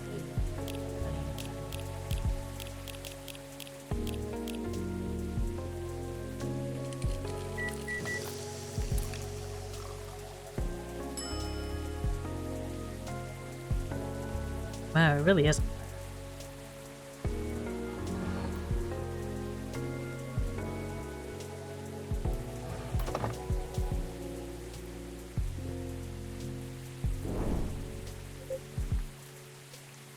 Oh, wow. The drink does light up, Yep. This is a special just for you. So don't tell anybody. Roger that. Here you go. Oof, careful. Dang, Agent. This is really something else. You sure it's okay to drink? I have no idea. I'll take responsibility if anything happens.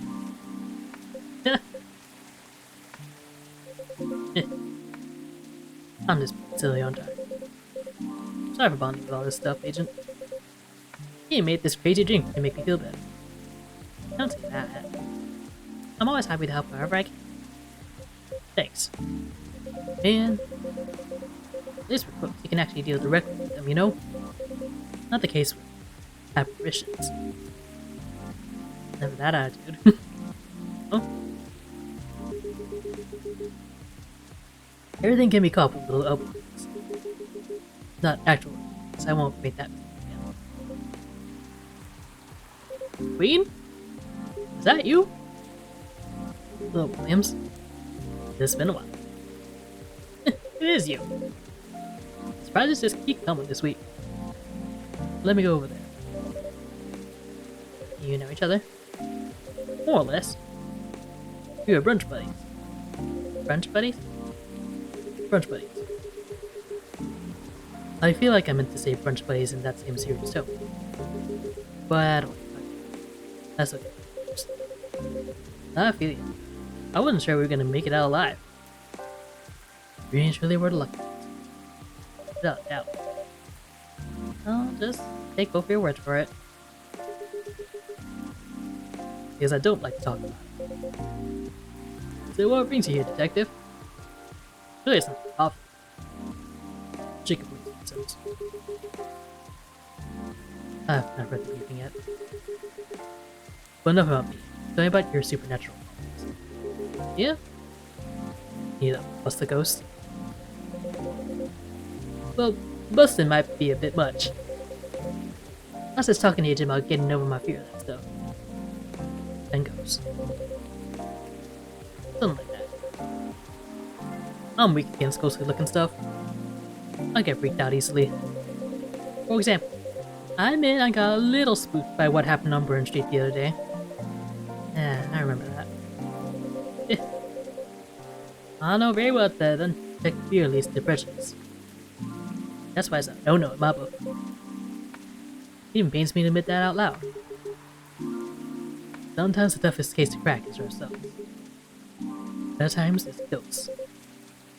How do you do it, detective? cases, man. I'd have probably lost all my hair by now if I were you. And I try not to think about it all that much. But when I do think about it, I think, who else would? Nobody, that's it. Yeah, that makes sense. You know, once you get over the deadline, they're just like you and me. Look, I remember this one case. We were investigating a haunted apartment. This lady, her husband recently passed away but wasn't moving on, if you catch my drift. Real dead, couldn't take it in. Anyway, we had to go in and exorcise the place, right? But the husband, he's called Win and he's retreating into the basement. I won't get into the technicalities of it. But it's hard to get a ghost out of a basement or an attic. It's all about angles, really. I mean, I get it. That used to be his home. All his stuff is still there. It's hard. Yep. So I'm slowly going down the stairs, trying to coax him out. Yeah. Next minute, all his romantic music is playing, and the whole place is lit by his phone. Basic sensory delusions, classic country. Then before I know it, sitting at this pottery wheel, and he's behind me, and... Wait... Isn't this about the 1990 film Ghost? Oh. Maybe. We had a movie night at work, it was out before it started. So the story must have slipped into my subconscious. Riveting.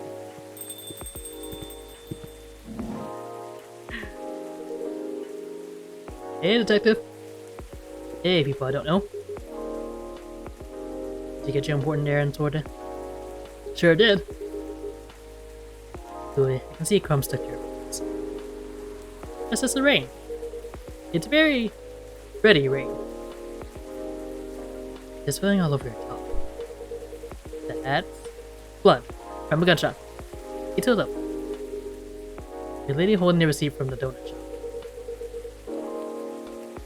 That's why they pay you the big bucks, detective. So, what'd I miss? You're talking about getting rid of Officer Williams' vehicle. Hey.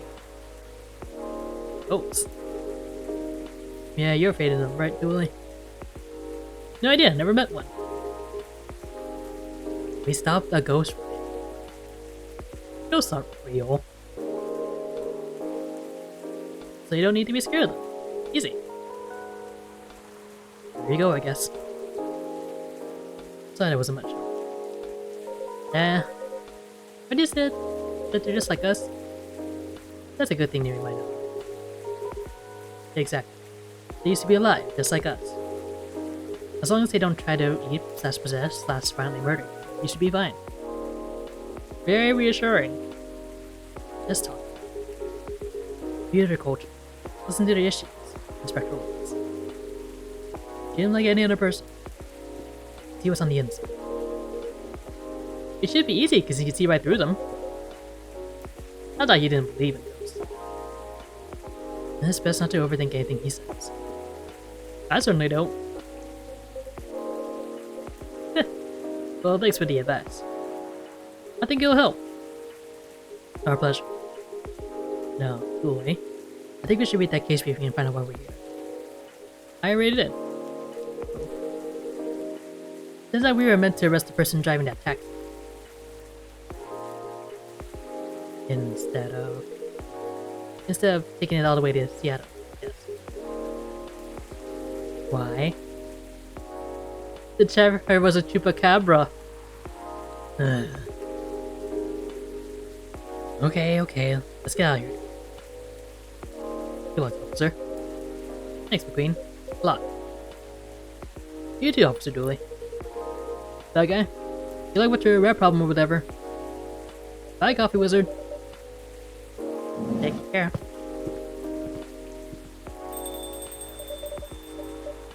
That was quite something. What do you know, Agent? Looks like my good luck is back.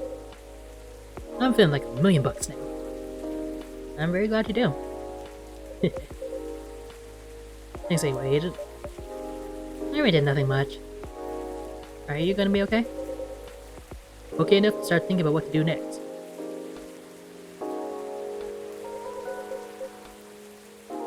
I'm done here for the night. You have a good evening, alright? Please keep me updated, officer, and stay safe. Will do.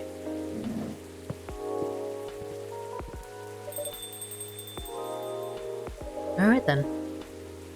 Yeah, I'll go check the stock and...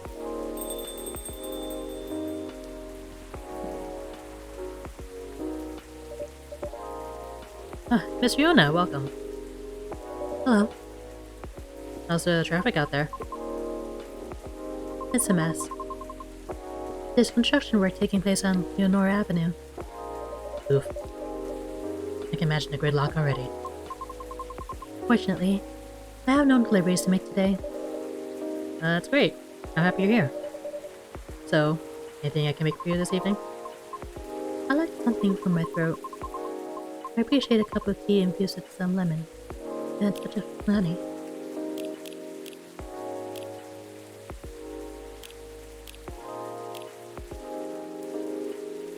I think I could probably use something like this myself.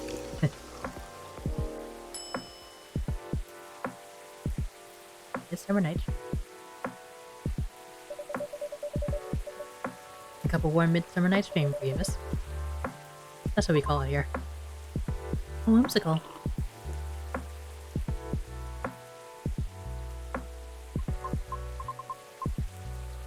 It's wonderful. Sweet, but well balanced with the lemon, and a slight bitterness of the tea completes the taste. Thank you. So very well. By the way, you just missed Officer Georgie by a few seconds. Is that so? How is he? He's been thinking about what you said quite a bit, actually. Oh? He's currently dealing with plenty of clues he isn't used to. That's why he's hard at work at the moment. I see. Would you mind doing me a favor? Well, what do you need? Could you give my contact information to him? We only connected via Bluetooth last time, so... Oh? Email address and phone number written on it. To Fiona Sheeran.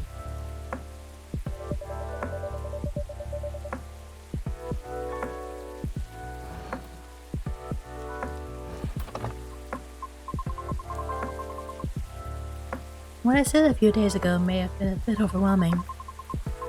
It is possible that I spoke more than what was necessary. All because I couldn't help but feel a pang of bitterness knowing what happened to the tree. It's entirely understandable, though. It was not my intention to interfere with his work. As such, if he requires any assistance, please, do let me know. It is the least I could do, as I realized there would be plenty of difficulty obtaining information.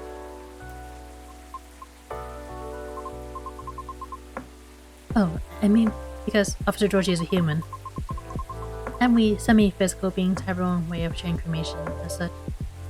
I understand what you mean. Okay. I just do not wish to incriminate anything or anyone. It's fine, I get it. I'm glad.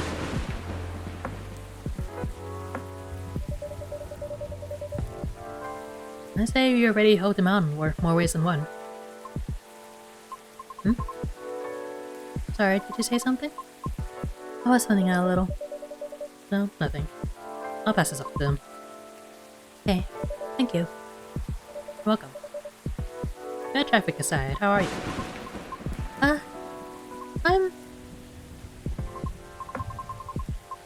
To be honest, I've got a lot on my mind of late.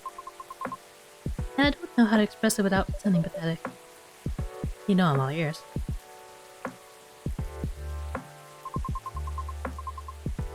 That may actually be a part of the problem. I am afraid. Pardon?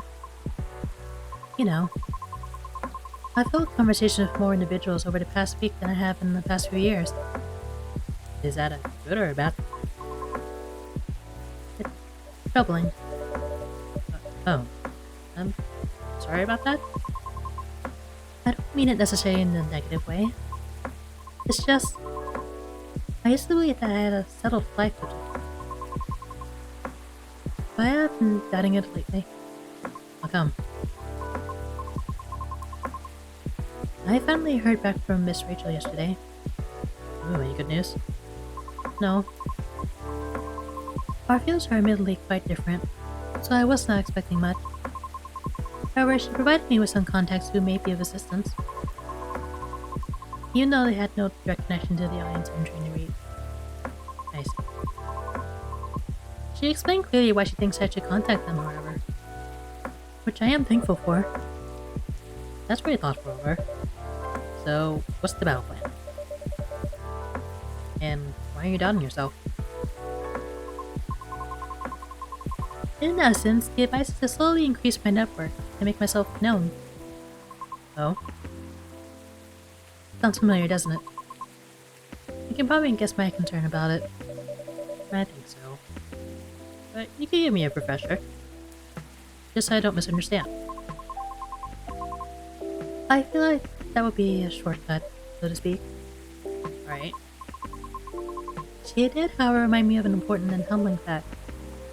What would that be? Well... Oh, but it's not guaranteed you'll get anything out of it, don't you think? Unless you're really, really sure the so-called shortcut is 100% gonna work. Because you'll have to do way, way more than just making a few calls and waiting for callbacks, you know? I say that's a decent impression of her. Thank you.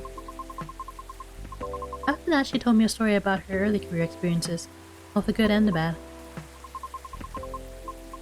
Getting noticed is truly only the beginning. Then it's either a matter of letting your talent speak for you, or you go out there to develop connections with the right people. Even then, there's still no guarantee of success. After listening to her explanation, I respect Miss Rachel's determination. I can certainly see how it worked out for her. But then I was left wondering whether Mr. Lucas meant something similar during our first meeting. Right. I thought it all sounded familiar. Will you try your suggestion then? I don't know. Is it difficult? No more difficult than sending reels to every audition I've come across. And being rejected by every single one. But for some reason I feel conflicted about it. Speaking of Mr. Lucas, he and I have also continued our correspondence. Although, perhaps this is more like a necessity? Did something happen? He was stuck? Pardon? Actually, he posted about it on social media last night. Oh? I might have seen it. Did you? I came across it when I was updating my schedule and responded out of concern. Then he called me almost immediately. He was loud. All sounds in order. And extremely drunk? Really? He denied it at first, but it was too obvious not to notice. He told me he was walking aimlessly deep in thought and entered Cary Park without realizing he had done so. Must have been some deep thinking he was doing, because I think it rained pretty hard last night. Well, I wouldn't know. The bus to and from there is currently not operating after 10 p.m. Which is why I sent him a message informing him of the fact, as he seemed to be unaware of it. Right. So he called me to ask if there was any other mode of public transit nearby. Wouldn't it have been easier for him to just pull a cab? He told me he wanted to know the city better. At midnight? Why not? After all, you operate your business after dark yourself. Touché. Perhaps he just didn't want to go home yet. And I may be mistaken here, but I thought he doesn't like me. Wasn't it partying? Nevertheless, I think last night was quite different. It appears he had dinner with his team. He needed extra courage in order to negotiate with them about his proposed new direction. Oh. I see. I suppose it didn't go as expected. Perhaps. And I know that feeling all too well. Yes. However, he said he would keep negotiating until they reach a compromise. That's good. Is it though?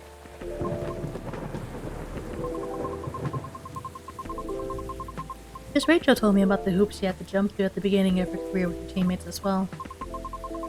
Likewise, Mr. Lucas has to work hard to obtain approval from his team for his actions. I just... How can he still be so positive? What do you mean?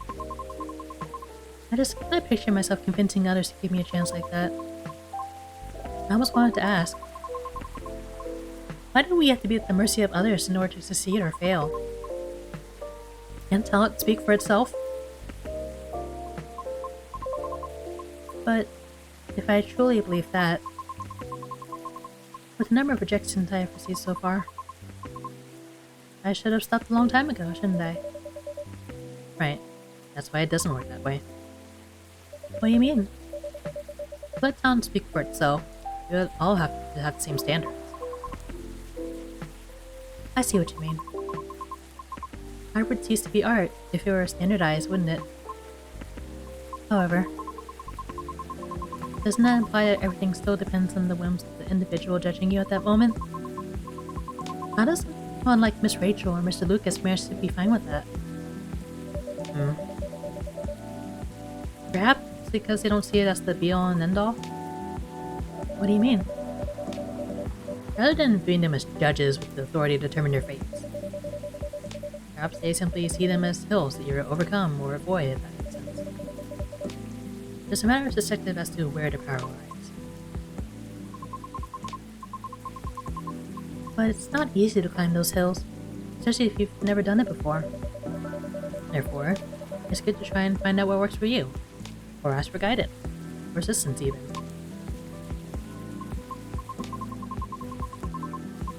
Because one can't possibly know every single way to overcome obstacles, or be able to safely recognize warning signs without first learning about them from others. Is that what you're trying to say? I see. Still.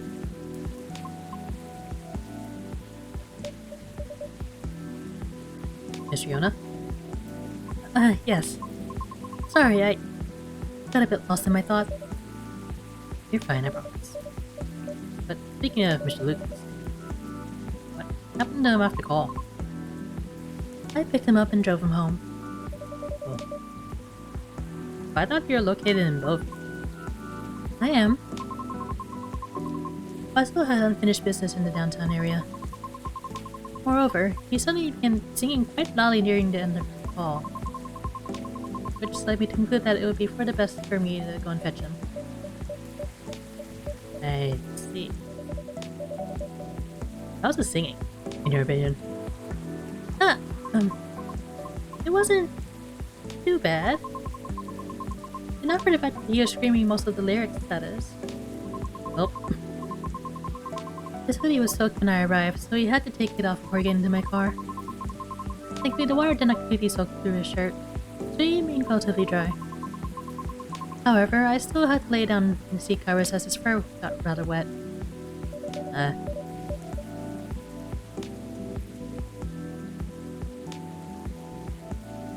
One of my screen's freezing up. Come on, OBS, it's supposed to be for me. Hope he didn't get sick then.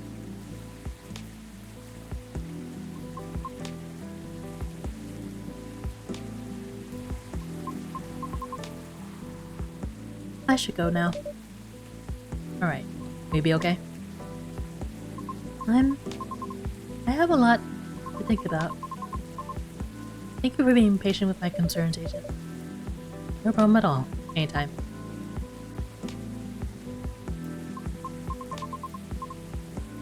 Have a good evening then, Agent. Come back again soon.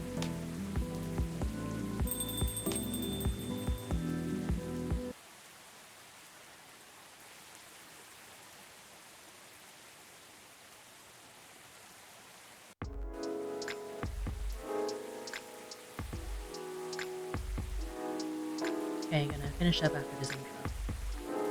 Friday, September 29th, 2020.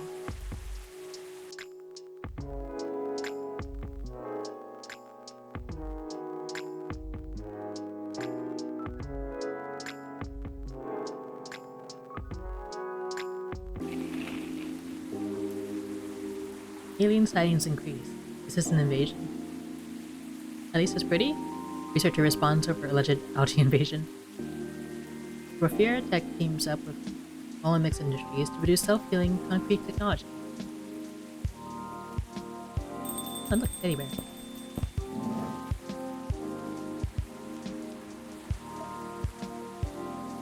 It's Bailey's. Although we're gonna have to pick up on this next time.